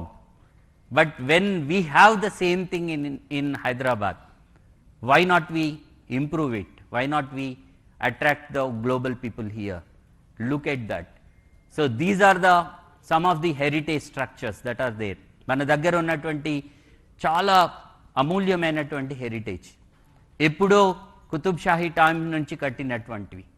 Qutub Shahi Tomes ఉన్నాయి, మనకి తారామతి బారాదరి ఉంది, మనకి పురాణాపూల్ దగ్గర government city college, ఇది British residency అంటారు, already దీన్ని improve చేయడం జరిగింది. హైకోర్టు ఉంది, మనకి ఉస్మానియా జనరల్ హాస్పిటల్ ఉంది, మక్కా మస్జిద్ ఉంది, చార్మినార్ ఉంది. మనము పురాణాపూల్ దగ్గర దిగితే 2 నిమిషాలలో మక్కా మస్జిద్కి వెళ్ళొచ్చు, చార్మినార్ చూడడానికి వెళ్ళిపోవచ్చు. సో మొబిలిటీతో పాటు వీటిని కూడా ఇంప్రూవ్ చేయటం స్టార్ట్ అయింది. ఆల్రెడీ మనము వరల్డ్ మాన్యుమెంట్స్ ఫండ్ ఇండియాతోని ఒక అగ్రిమెంట్ కూడా చేసుకోవటం జరిగింది. ఆల్రెడీ ఒక 5కి వాళ్ళు స్టడీ చేసి మనకి ఇవ్వడం జరుగుతుంది. మిగతావి కూడా ఈ మధ్యనే thanks to the industry leaders, they have come forward, they have done a meeting and they said they will also adapt. We are going with a policy called Adapt a Monument. That policy I request each one of you please study. That will be available online with the tourism department and also QQSUD, Kuli Qutub Shah Urban Development Authority. So not only these, but wherever we have any of the heritage structure, that will be definitely be taken up for development. So not only this, but what else can be done? We can also, Hyderabad is known for the secular city. So just we have identified some of the important relevance along the Musi. Musi పక్కన ఉన్నటువంటి పురాతనమైనటువంటి ఒక కట్టడం కూడా చూడడం జరిగింది. ఇది మంచిరేవులలో ఒక టెంపుల్ ఉంటుంది, వీరభద్రస్వామి టెంపుల్ అని. ఇది సుమారుగా 800 సంవత్సరాల చరిత్ర కలిగిన టెంపుల్. ఈ టెంపుల్ని కూడా ఇంప్రూవ్ చేయాలి, మూసి పక్కనే ఉంటుంది. సో దీన్ని కూడా ఒక సెక్యులర్ ప్లేస్ లాగా అందరికీ, అంటే టెంపుల్ డెవలప్ చేయటం. మనకు మక్కా మస్జిద్ ఉంది, అక్కడ మళ్ళీ మనకు రివర్ ఫ్రంట్ డెవలప్మెంట్లో భాగంగా ఒక మస్జిద్ తీసుకురావటం. తర్వాత ఇక్కడ గురుద్వారా, మనకి గౌలిగూడ ఆ ప్రాంతంలో చాలామంది మనకి గురుద్వారా వెళ్ళే వాళ్ళు ఉన్నారు, సిక్స్ ఉన్నారు, కమ్యూనిటీ ఉంది, అది టేకప్ చేయటం. నాగోల్ ఒక చర్చ్. సో సెక్యులర్ కనెక్ట్ కూడా, అంటే Musi is not only A river but the river that connects the heritage, culture, tourism and also the secular things. So these are the plans already in place. In phase 2 we will also be taking up all these three. In the phase 1, because this development already started, we are trying to integrate this into the development process. So these will also be simultaneously be taken up. So sir, this also I request Honorable Chief Minister to consider. Let us go with the secular model of the city, sir. So this is how the entire planning happened. The DPR is ready. The DPR, many of the people, master planning is happened, and the DPR, some of the misconceptions are there. The DPR is not there, the DPR is there. This is the first consultation that is happening, and this will also be available online next week. We are doing the final vetting into this, and we will place it for the feedback, suggestions. So this is where exactly we are talking about. Every great river transformation was built on collective will. The collective will is very, very important. Please get into that. And I request all of you to come join us in turning this vision into reality. ఈ vision ని రియాలిటీకి తీసుకెళ్లడానికి మీరందరూ మాతో కలిసి పనిచేయాలని చెప్పేసి ప్రత్యేకంగా కోరుతా ఉన్నాం. So as I was mentioning, అందరూ దయచేసి మీ యొక్క ఫీడ్బ్యాక్ సజెషన్స్ ఇప్పుడు మా ఆలోచన ఏముంది అనే దాంట్లో డిపిఆర్ని ఫర్మ్ అప్ చేస్తూ ఉన్నాం. దాంట్లో తప్పకుండా మీరు ఇచ్చే సజెషన్స్ని సూచనల్ని తీసుకొని దాంట్లో తప్పకుండా మేము ఇన్కార్పొరేట్ చేస్తాం. This is the website. ఈ క్యూఆర్ కోడ్ కూడా చేయొచ్చు. ఈ వెబ్సైట్ ద్వారా మీరు సజెషన్స్ అండ్ మీ ఫీడ్బ్యాక్ ఇవ్వాల్సిందిగా కోరుతా ఉన్నాను. Thank you so much. Thanks for listening to me patiently.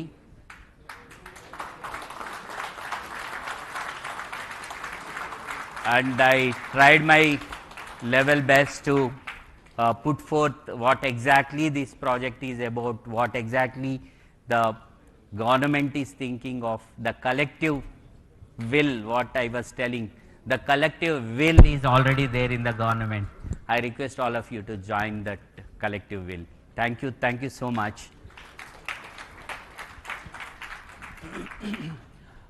Now, in another 1-2 minutes, Honorable Chief Minister will give his views, thoughts, and address the August gathering. Thank you very much.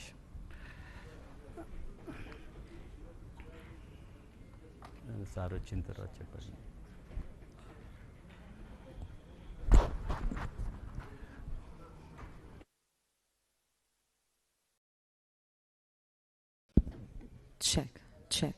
Can we put the podium mic on, please?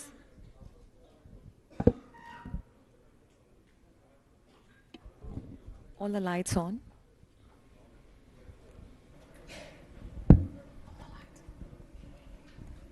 Check. Firstly, ladies and gentlemen, that was a wonderful, insightful presentation by Narasimha Reddy Garu. Big round of applause for him.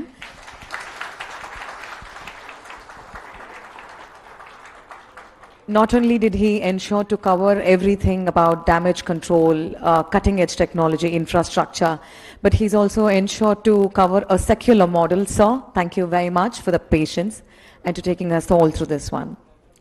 Yes. ఇప్పుడు హైదరాబాద్ నగర చరిత్రకు మరియు తెలంగాణ రాష్ట్ర భవితకు కొత్త దిశను చూపిస్తున్న honourable గౌరవనీయులు రాష్ట్ర ముఖ్యమంత్రి రేవంత్ రెడ్డి గారిని వేదిక మీదకి ఆహ్వానిస్తున్నాము to address the gathering. Hello sir, hearty welcome to you. Big round of applause please.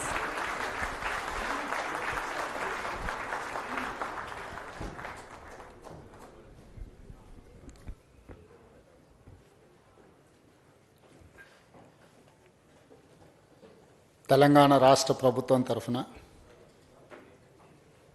Musi river development corporation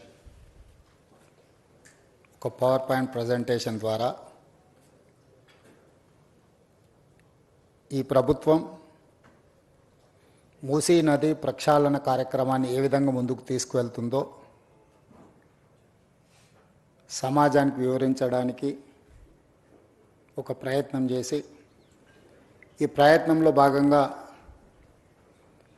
శాసన మండలి చైర్పర్సన్, శాసనసభ స్పీకర్, సహచార మంత్రివర్గ సభ్యులు, ప్రభుత్వ సలహాదారులు, పార్లమెంట్ సభ్యులు, శాసన మండలి సభ్యులు, శాసనసభ్యులు, ఈ దేశంలో ఉన్న ప్రముఖులను, నిర్మాణ సంస్థల్ని, ఎన్విరాన్మెంట్ ఎక్స్పర్ట్స్ని, క్లైమేట్ చేంజెస్ మీద రీసెర్చ్ స్కాలర్స్ని, అదేవిధంగా దేశం యొక్క ఆర్థిక వ్యవస్థను బలోపేతం చేయడానికి ప్రయత్నం చేస్తున్న ప్రముఖులను అందరినీ ఆహ్వానించి ప్రజల్ని ఆందోళనకు గురి చేసే విధంగా కొంతమంది ఉద్దేశపూర్వకంగా, ఇంకొంతమంది సంపూర్ణమైన సమాచారం లేకపోవడం వల్ల అసంపూర్తి సమాచారంతో అర్ధ సత్యాలను ప్రచారం చేయడం వల్ల ఒక రకమైన ఆందోళన చాలామంది మనసుల్లో ఉంది. అందుకే ముఖ్యమంత్రిగానే కాదు, మున్సిపల్ శాఖ మంత్రిగా ఈ శాఖను నిర్వహించేటప్పుడు ప్రజలు ఒక బాధ్యతతో, ఒక నమ్మకంతో, ఒక విశ్వాసంతో మమ్మల్ని నమ్మి అధికారాన్ని అప్పచెప్పినప్పుడు ఈ అధికారాన్ని కాపలాదారుగా ఉపయోగించడమే తప్ప ఈ అధికారాన్ని ప్రజల మీద ఆధిపత్యం చెలాయించడానికి వినియోగించడానికి ప్రభుత్వం సిద్ధంగా లేదు అని చెప్పడానికే ఈ ఒక ప్రయత్నం చేయడం జరిగింది.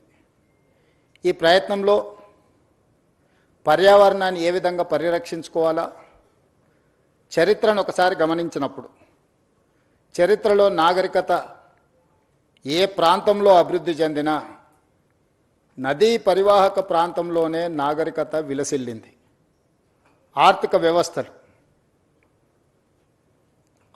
వ్యవస్థ అభివృద్ధి చేయడానికి అది సముద్రపు ప్రాంతం కావచ్చు, నదులు కావచ్చు, నీటి ప్రవాహంతో కూడుకున్న ప్రాంతాలు కావచ్చు, ఈ ప్రాంతాలే అత్యధికంగా అభివృద్ధి చెందడానికి ఈరోజు మన అందరం చూస్తూ ఉన్నాం.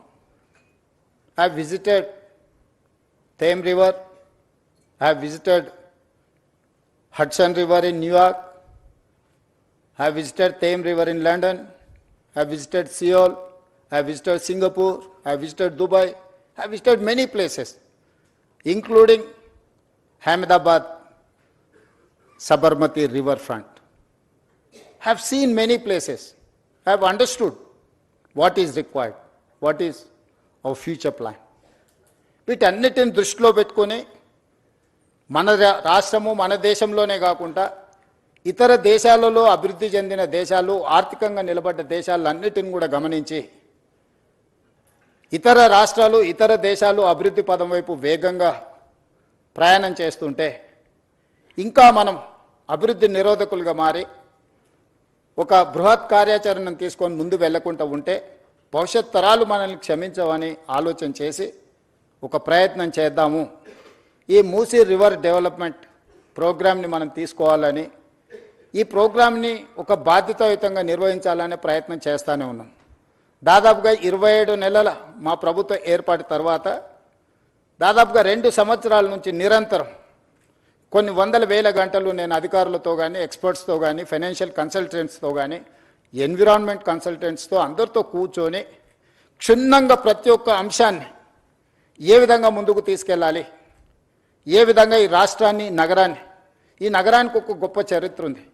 కులీ కుతుబ్ షాయిలు, నిజాం సర్కారులు హైదరాబాద్ నగరాన్ని నిర్మిస్తే, నిజాం అండ్ బ్రిటిషర్ సికింద్రాబాద్ నగరాన్ని నిర్మిస్తే, గత పాలకులు చంద్రబాబు నాయుడు గారు, రాజశేఖర రెడ్డి గారు హయాంలో సైబరాబాద్ నగరాన్ని నిర్మిస్తే ఈరోజు outer ring road inside core urban region దాదాపుగా 2100 స్క్వేర్ కిలోమీటర్స్ 1,34,00,000 జనాభా ఈరోజు నివసిస్తున్నారు. ఇంత జనాభాకు అవసరమైన తాగునీరే కానీ, పరిశ్రమలకు కానీ, అభివృద్ధి కోసం ఏ రకమైన ప్రణాళికలు చేపట్టాలని ఆలోచన చేసినప్పుడు కృష్ణానది జలాలను, గోదావరి నది జలాలను ఈ ప్రాంత ప్రజల యొక్క దాహార్తిని తీర్చడానికి స్వతంత్ర భారతదేశంలో మనం ప్రయత్నం చేసినాం. కానీ ఒక గొప్ప విషయం ఈరోజు గమనించాల్సిన అవసరం ఉంది. నిజాం రాజు అయి ఉండొచ్చు, చక్రవర్తి అయి ఉండొచ్చు, నిజాం గారి మీద రకరకాల అభిప్రాయాలు చాలామందికి ఉండొచ్చు, చాలామంది నిజాం పరిపాలన ఒప్పుకొని ఉండొచ్చు, ఒప్పుకోకపోయి ఉండొచ్చు. కానీ నిజాంను ఒక విషయంలో మనందరం ఈరోజు ఆదర్శంగా తీసుకొని అభినందించాల్సినంత గొప్ప పనులు చేశాం.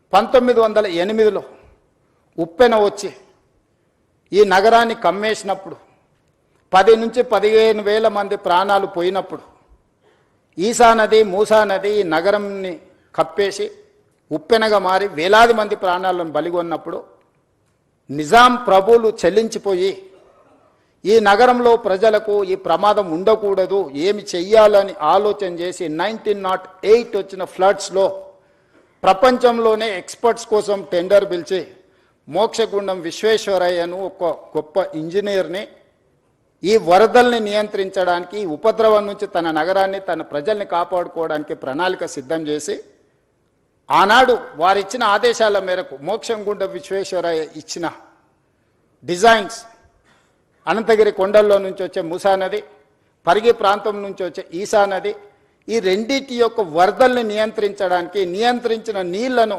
ప్రజలకు ఉపయోగించడానికి ఒక పక్కన హిమాయత్ సాగర్, ఇంకొక పక్కన ఉస్మాన్ సాగర్ని నిర్మించి 1921 104 సంవత్సరాల క్రితం నిర్మించిన ఉస్మాన్ సాగర్, హిమాయత్ సాగర్ ఈ రోజుకి హైదరాబాద్ ప్రజల యొక్క దాహార్తిని తీరుస్తున్నాయి. 100 సంవత్సరాలు పూర్తయిన చెక్కు చెదరకుండా కట్టడాలు వరదల్ని నియంత్రించడమే కాకుండా హైదరాబాద్ నగర ప్రజల్ని కాపాడడమే కాకుండా ఈ నగరానికి వ్యాపారం కోసము విద్య కోసము ఉపాధి కోసం వచ్చే కోట్లాది మంది దాహార్తిని తీర్చే ప్రాజెక్టులుగా ఈరోజు ఒక గొప్ప మన్నన పొందిన ప్రాజెక్టులు నిజాం ప్రభువు నిర్మించింది. 110 సంవత్సరాల క్రితము నిజాం సర్కారే ఇంత గొప్ప విజన్ తోటి నదీ పరివాహక ప్రాంతాన్ని కేవలం తాగునీరు కోసం ఉపయోగించలే. Historical heritage structures Taramati Baradari నుంచి మొదలు పెడితే Charminar, Salarjung museum, high court, city college, you name it anything, Quli Qutb Shahi tombs నుంచి మొదలు పెడితే ఒక గొప్ప సంస్కృతిని వారసత్వ సంపదను Osmania hospital, Osmania university, city hall, town hall, today it is council member of legislative council 16th నుంచి అక్కడ నడపబోతున్నాం. స్వతంత్రం వచ్చిన తర్వాత మనం ఏర్పాటు చేసుకున్న మొట్టమొదటి శాసనసభ సమావేశాలు ఆ టౌన్ హాల్లోనే ఆ రోజు మనకు అవకాశం వచ్చింది. ఈ విధంగా ఒక గొప్ప వారసత్వ సంపదను, ఒక గొప్ప గుర్తింపును ప్రపంచంలోనే ఒక మేటి నగరంగా నిజాం సర్కారు మనకు అందించిన ఈ హైదరాబాద్ నగరాన్ని ఇలాగే వదిలేద్దామా? ప్రపంచంలో జరుగుతున్న పరిణామాలు, పర్యావరణ మార్పులను పరిగణలోకి తీసుకోవాల్సిన అవసరం ఉన్నదా లేదా మనందరం ఆలోచన చేయాలి. ఈరోజు నేను ఎవరిని విమర్శించదలుచుకోలేదు, విమర్శించిన సమయాన్ని నేను వృధా చేసుకోదలుచుకోలేదు. కానీ నేను విజ్ఞప్తి చేయదలుచుకున్నాను. 12 సంవత్సరాలు కేంద్రంలో అధికారంలో ఉన్నవాళ్ళు, 10 సంవత్సరాలు రాష్ట్రంలో అధికారం ఉన్నవాళ్ళు, అభివృద్ధి చేసి తెలంగాణ స్టేట్ని గ్లోబల్ ముఖ చిత్రంలో పెట్టినామని చెప్పేవాళ్ళు, లేకపోతే మాకు ఇంటర్నేషనల్ ఎక్స్పోజర్ ఉంది, లేకపోతే మాకు అపారమైన మేధా సంపత్తి ఉందని చెప్పేవాళ్ళు ఎందుకు ఈరోజు ఈ ప్రాజెక్టులను అడ్డుకునే ప్రయత్నం చేస్తున్నారు? ఎందుకు సూచనలు ఇవ్వడానికి ప్రయత్నం చేస్తలేరు? If I do something wrong, you tell me what is that wrong, you find out, you suggest. I'm there to take your suggestions, I'm there to implement your suggestions.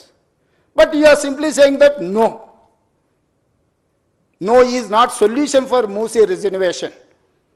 This is what my answer.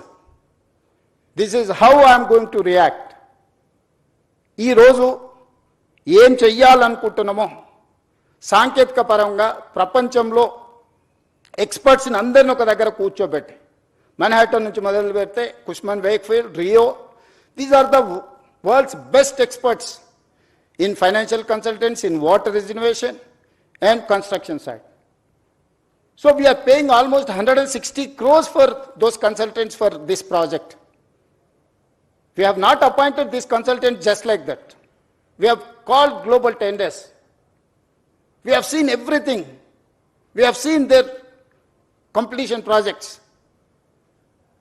ఇట్లాంటి అన్నిటిని పరిగణలోకి తీసుకొని ఒక మంచి ఉద్దేశంతో ఈ నగరాన్ని రక్షించుకోవాలి. ఈరోజు 1,34,00,000 జనాభా ఉంది. 2050కి నెక్స్ట్ 25 ఇయర్స్లో, 24 ఇయర్స్లో 2,80,00,000 జనాభాకి మనం చేరుకోబోతున్నాము. ఈ ప్రజలకు అందరికీ కూడా జవాబు ఇవ్వాల్సిన బాధ్యత, ఈ ప్రజలకు మౌలిక వసతులను ఏర్పాటు చేయాల్సిన బాధ్యత మా ప్రభుత్వం మీద ఉన్నది, ప్రజలు ఎన్నుకున్న ప్రభుత్వం మీద ఉన్నది.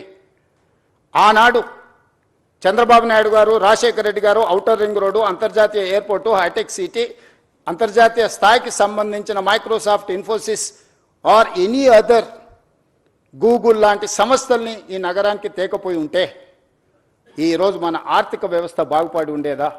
ఈరోజు ప్రపంచంలో మనకు గుర్తింపు వచ్చి ఉండేదా? 94 to 2004 TDP, 2004 to 2014 Congress, 2014 to 2024 TRS. But all we have made all policies from 94 to 2014. All these 25 years we have planned like anything.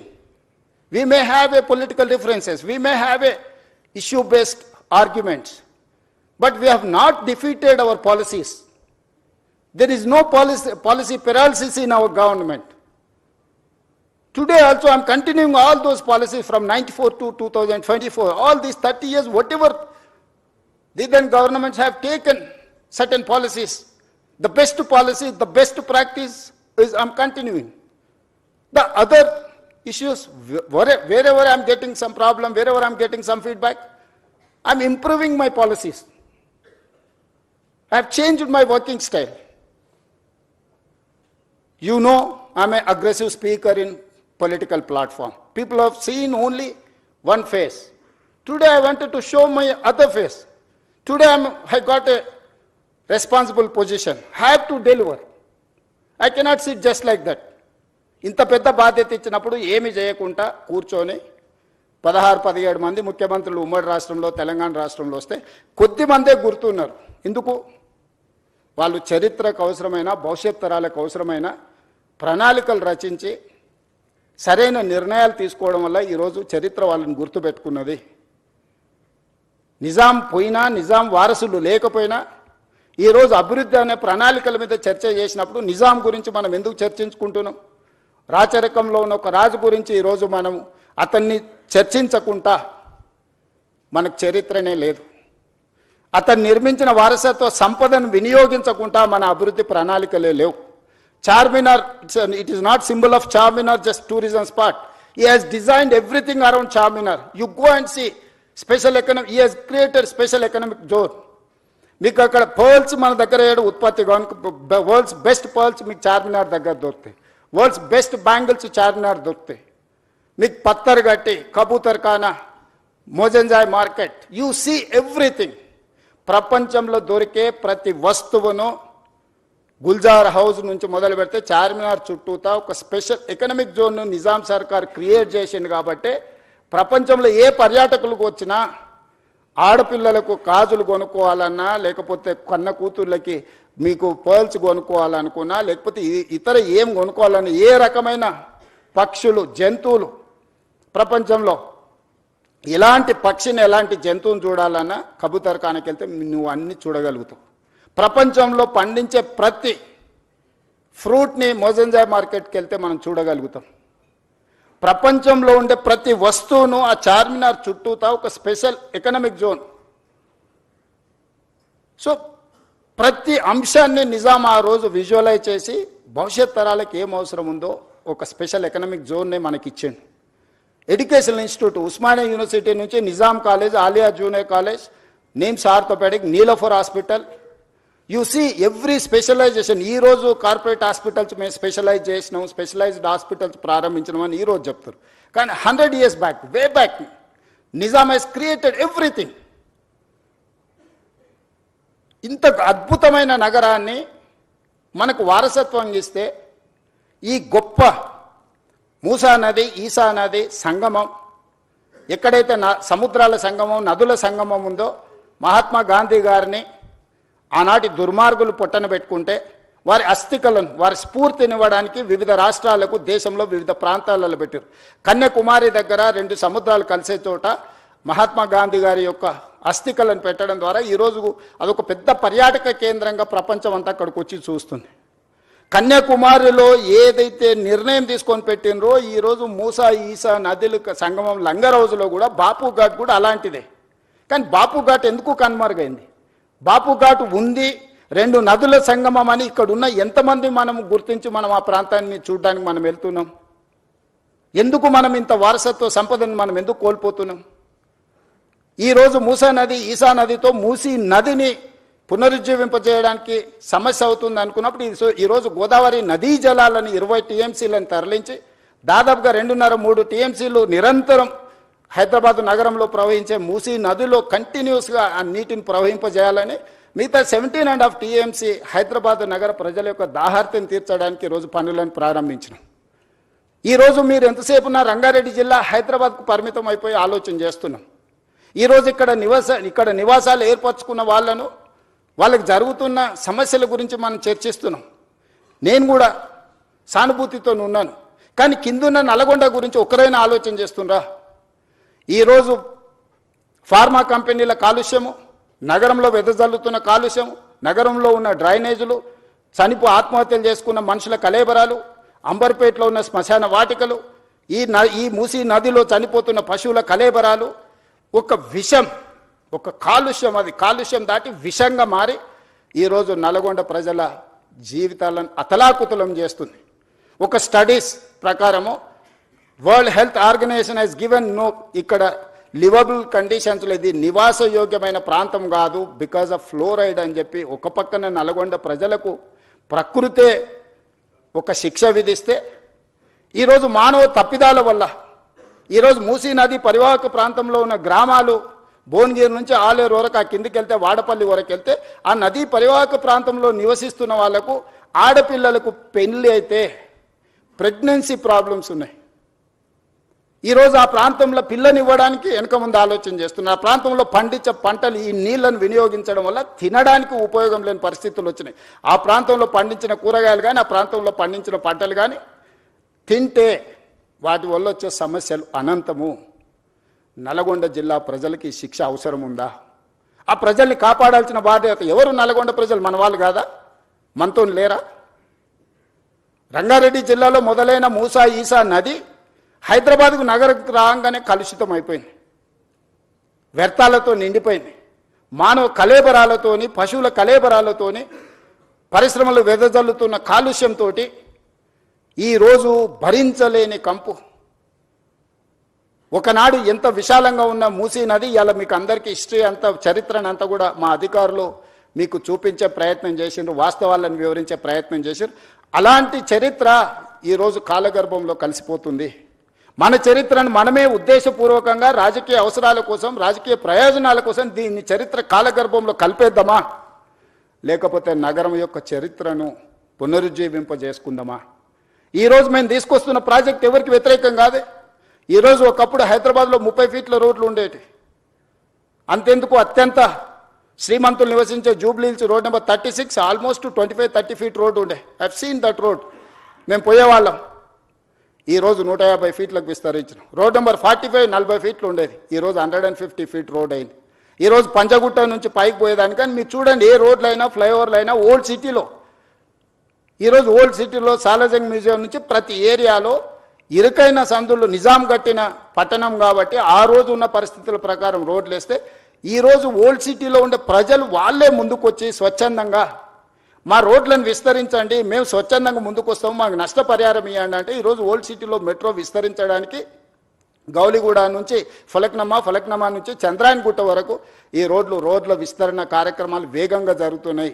మనం మెట్రో రైలు నిర్మించుకోవడానికి ఇవాళ ఓల్డ్ సిటీలో ఉన్న పౌరులందరూ ముందుకొచ్చి, ప్రజాప్రతినిధులందరూ ముందుకొచ్చి, అక్కడ ఉన్న ఎమ్మెల్యేలు ఎంపీలందరూ ముందుకొచ్చి ప్రభుత్వానికే విజ్ఞప్తి చేసి మేము కూడా ప్రపంచంతో పోటీ పడే విధంగా అభివృద్ధి చెందాలనుకుంటున్నాం. ఇంకెంతకాలం మేము ఈ మురికి కూపంలో మేము జీవించదలుచుకోలేదు, మాకు సరైన నష్టపరిహారం ఇచ్చి మా ప్రాంతాన్ని అభివృద్ధి చేయండి అని ఆ పార్లమెంట్ సభ్యుడు, ఆ శాసనసభ్యులు ముందుకు వస్తే ఈరోజు వేలాది కోట్ల రూపాయలు అక్కడ ఈ నగర అభివృద్ధి కోసం, ఈ రోడ్ల విస్తరణ కోసం, ఎలివేటెడ్ కారిడార్ల కోసం, మెట్రో రైల్ కోసం, మిరాలం ట్యాంక్ కేబుల్ బ్రిడ్జ్ కోసం ఈరోజు మనం వేల కోట్ల రూపాయలు ఖర్చు పెడుతున్నాం.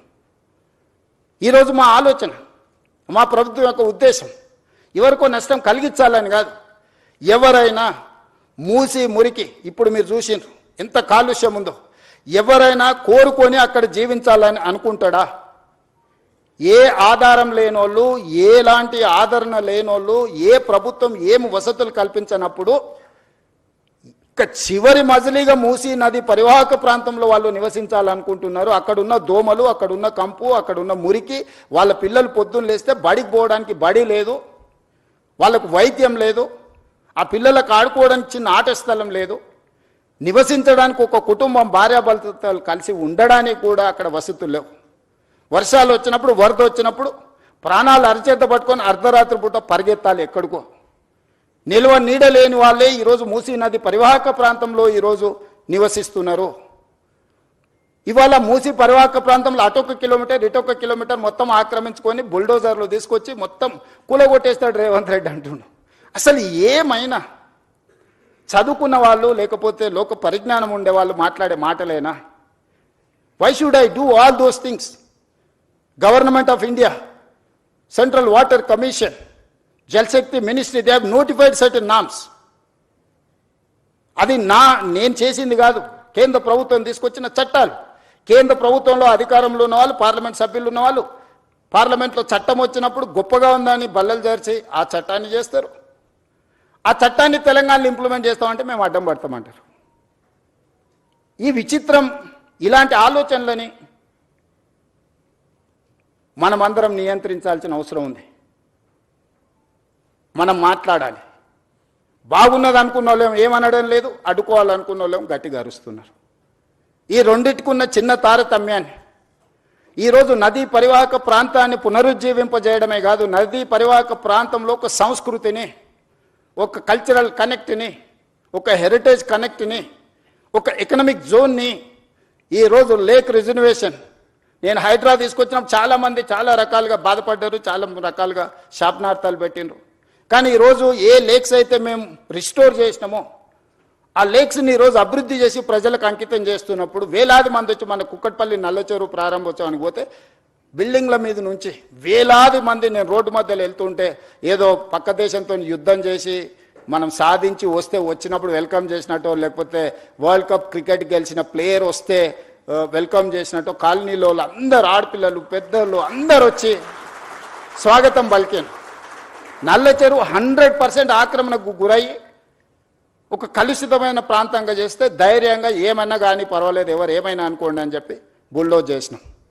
బుమ్రక్ దౌలా ఈరోజు ఓల్డ్ సిటీలో మన సర్దార్ వల్లభాయ్ పటేల్ అకాడమీ ఎదురుగ్గా ఒకప్పుడు ఆ బుమ్రక్ దౌలా నిజాం కుటుంబము తాగడానికి నీళ్లకు అక్కడ మెడిసినల్ ప్లాంట్స్ పెట్టి అక్కడ వాటర్ రిస్టోర్ చేసి ఫిల్టర్ బెడ్స్ పెట్టి వాటి నుంచి తీసుకొచ్చి అక్కడి నుంచే వాళ్ళ కుటుంబానికి తాగడానికి నీళ్లు తీసుకెళ్ళి అంత గొప్ప లేక్ని మొత్తం ఆక్రమించుకోవడమే కాబట్టి కలుషితం నిండిపోయింది. వాటి అన్నిటిని క్లీన్ చేసి మన ప్రారంభోత్సవానికి పోతే నార్మల్గా ఓల్డ్ సిటీలో ఇట్లాంటి యాక్టివిటీని అసలు అలౌ చేయరు. వాళ్ళంతా యునైట్ అయ్యి ఒక రకమైన రాజకీయంగా ఒక రకమైన నిర్బంధమైన పరిస్థితులు ఉంటాయి. కానీ వాళ్ళే ముందుకు వచ్చి అక్కడ ఉండే ఎమ్మెల్యేలు ఎమ్మెల్సీలు ఎంపీలు అందరూ ముందుకు వచ్చి one of the best project మాకు ఇచ్చినావు, ఇంత అద్భుతంగా ఇది వస్తుందని మేము ఊహించలేదు. ఈరోజు వేలాది కుటుంబాలు ఇక్కడికి వచ్చి ఉదయం మార్నింగ్ వాక్ నుంచి ఈవినింగ్ సాయంత్రం అక్కడ జిమ్, ఓపెన్ ఎయిర్ జిమ్ పెట్టడం, మిగతా లేక్ ఎకానమీ కింద స్వయం సహాయక సంఘాలకు అక్కడ ఏర్పాటు చేయడంతో ఈరోజు ఆర్థిక వ్యవస్థ బలపడ్డది. ఆ పక్కన ఉండే వేలాది కుటుంబాలకు ఒక పర్యాటక కేంద్రంగా మారింది. ఈరోజు ప్రతి అంశాన్ని సాంకేతికంగా ఒక మానవీయ కోణంలో హ్యూమన్ టచ్ మేము ఎక్కడ మిస్ కాలే. ఎవరు అక్కడ నివసించాలని కోరుకోరు. ఇవాళ మాట్లాడుతున్న వాళ్ళు దాని పక్కన నివసించగలరా? ఇవాళ అడ్డుకుంటున్న వాళ్ళని ఒక 3 నెలలు వాళ్ళ కుటుంబ సభ్యులతోనే అక్కడ ఉండమనుండ్రి. ఒక కంటైనర్ హౌస్ ఇస్తాను నేను, ఒకవేళ గుడిసెలలో వాళ్ళకు ఉండడానికి ఇబ్బంది అయితే రాష్ట్ర ప్రభుత్వం తరఫున మూసీ రివర్ డెవలప్మెంట్ కార్పొరేషన్ తరఫున ఆ మూసీ నది పరివాహక ప్రాంతంలో కంటైనర్ హౌస్ ఇస్తాం మీకు with all facilities other than Musi ప్రక్షాళన. ఎట్లుందో యాజ్ టీజ్గా వద్దంటున్న వాళ్ళందరికీ ఒక్కొక్కరికి ఒక్కొక్క ప్లేస్లో ఎవ్రీ 1/2 కిలోమీటర్ 55 కిలోమీటర్లు ఉంది, 100 మందికి నేను అకామిడేట్ చేయగలుగుతాను.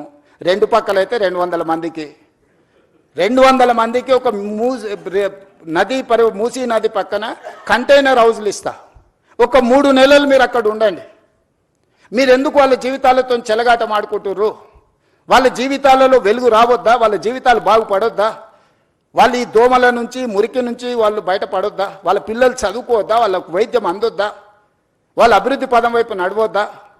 ఈరోజు ఓల్డ్ సిటీలో ఉండే పిల్లలకు ఉద్యోగం లేదు. ఈరోజు మీరు అందరు బాగా చదువుకున్న వాళ్ళు ఏఐ వచ్చింది, వైట్ కాలర్ జాబ్స్ అని పోతాయి అంటున్నారు. ఓకే ఫైన్, దాన్ని మీరు ఎట్లా ఆపలేరు, మనం ఎవరం ఆపలేము. వచ్చే సాంకేతిక విప్లవాన్ని మనం ఆమోదించాల్సిందే. మనకి ఇష్టం ఉన్నా లేకున్నా అది మనల్ని దాటుకొని వెళ్ళిపోతూనే ఉంది.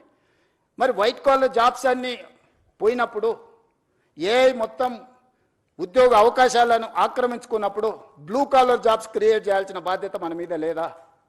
బ్లూ కాలర్ జాబ్స్ క్రియేట్ చేయకుండా, వాళ్లకు సాంకేతిక నైపుణ్యాన్ని అందించకుండా, రీస్కిల్ అప్స్కిల్ చేయకుండా, సెల్ఫ్ ఎంప్లాయ్మెంట్ క్రియేట్ చేయకుండా, మూసీ నది పరివాహక ప్రాంతాన్ని నైట్ ఎకానమీ కింద మార్చి ప్రపంచ దేశాలతో పోటీ పడకుండా, ఒక పర్యాటక క్షేత్రంగా, ఒక పర్యాటక కేంద్రంగా, ఒక ఆర్థిక వ్యవస్థగా అభివృద్ధి చేసుకోకుండా ఇంకా వెనక్కి వెళ్ళిపోదామా? రాతి యుగాల వైపు ప్రయాణిద్దామా?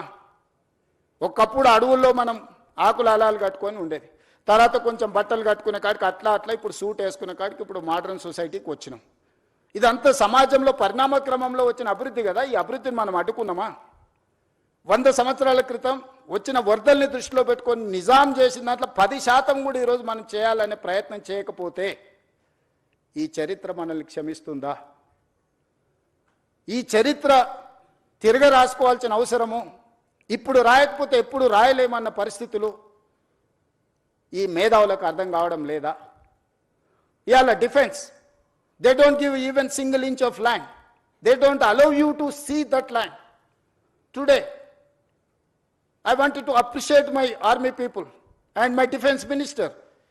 He has prepared to give 100+ acres in Bapu Gandhi Sarovar, where our army people are training, Agniveers are training there. They have decided to shift their Agniveer training camp some other place, and they are giving 100+ acres for this Gandhian ideology, where the Musi is going to come up.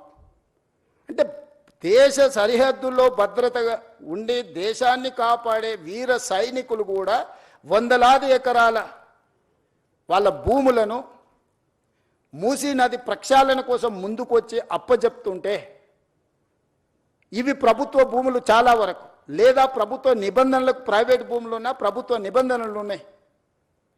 ఈరోజు గండిపేట నుంచి బాపు ఘాట్ వరకు 100 మీటర్ల bed విడ్త్లో నీళ్లు ప్రవహిస్తాయి.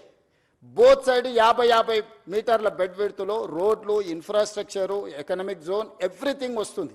అంటే నది centre నుంచి లెక్క పెడితే ఇటు సైడ్ ఒక 100 మీటర్లు, ఇటు సైడ్ ఒక 100 మీటర్లు, కంప్లీట్గా 200 మీటర్ల లోపలనే నీళ్లను నియంత్రించడమే కాకుండా నీళ్లకు సరైన దారి. ఈరోజు మీరు ఎస్టీ పిల్లల పైప్ లైన్లన్నీ మూసీ నదిలో కట్టిండ్రు, మధ్యలో కట్టిరు. వరద రాగానే అవి అడ్డుకోవడంతో ఆ నీళ్లు కాలనీలకు వస్తున్నాయి. చెత్త వేయడం వల్ల, డెబ్రీస్ వేయడం వల్ల, కన్స్ట్రక్షన్ మెటీరియల్ మొత్తం తీసుకువెళ్ళి డంప్ చేయడం వల్ల అవి నిండడం వల్ల నీళ్ళు అక్కడి వరకు వేగంగా వచ్చి ఆగిపోతున్నాయి. ఒక దగ్గర 500 ఫీట్లు ఉంది, ఒక దగ్గర 50 ఫీట్లు ఉంది మూసీ నది.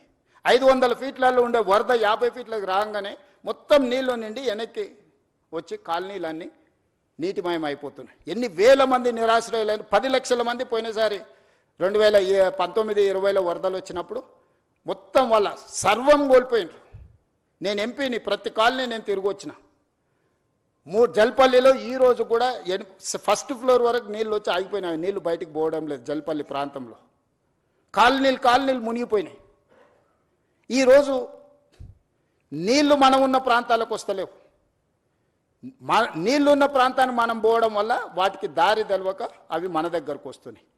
నీళ్లుండే ప్రాంతాన్ని నీళ్లకు వదిలేస్తే నీళ్లు మన దగ్గరికి ఎందుకు వస్తాయి?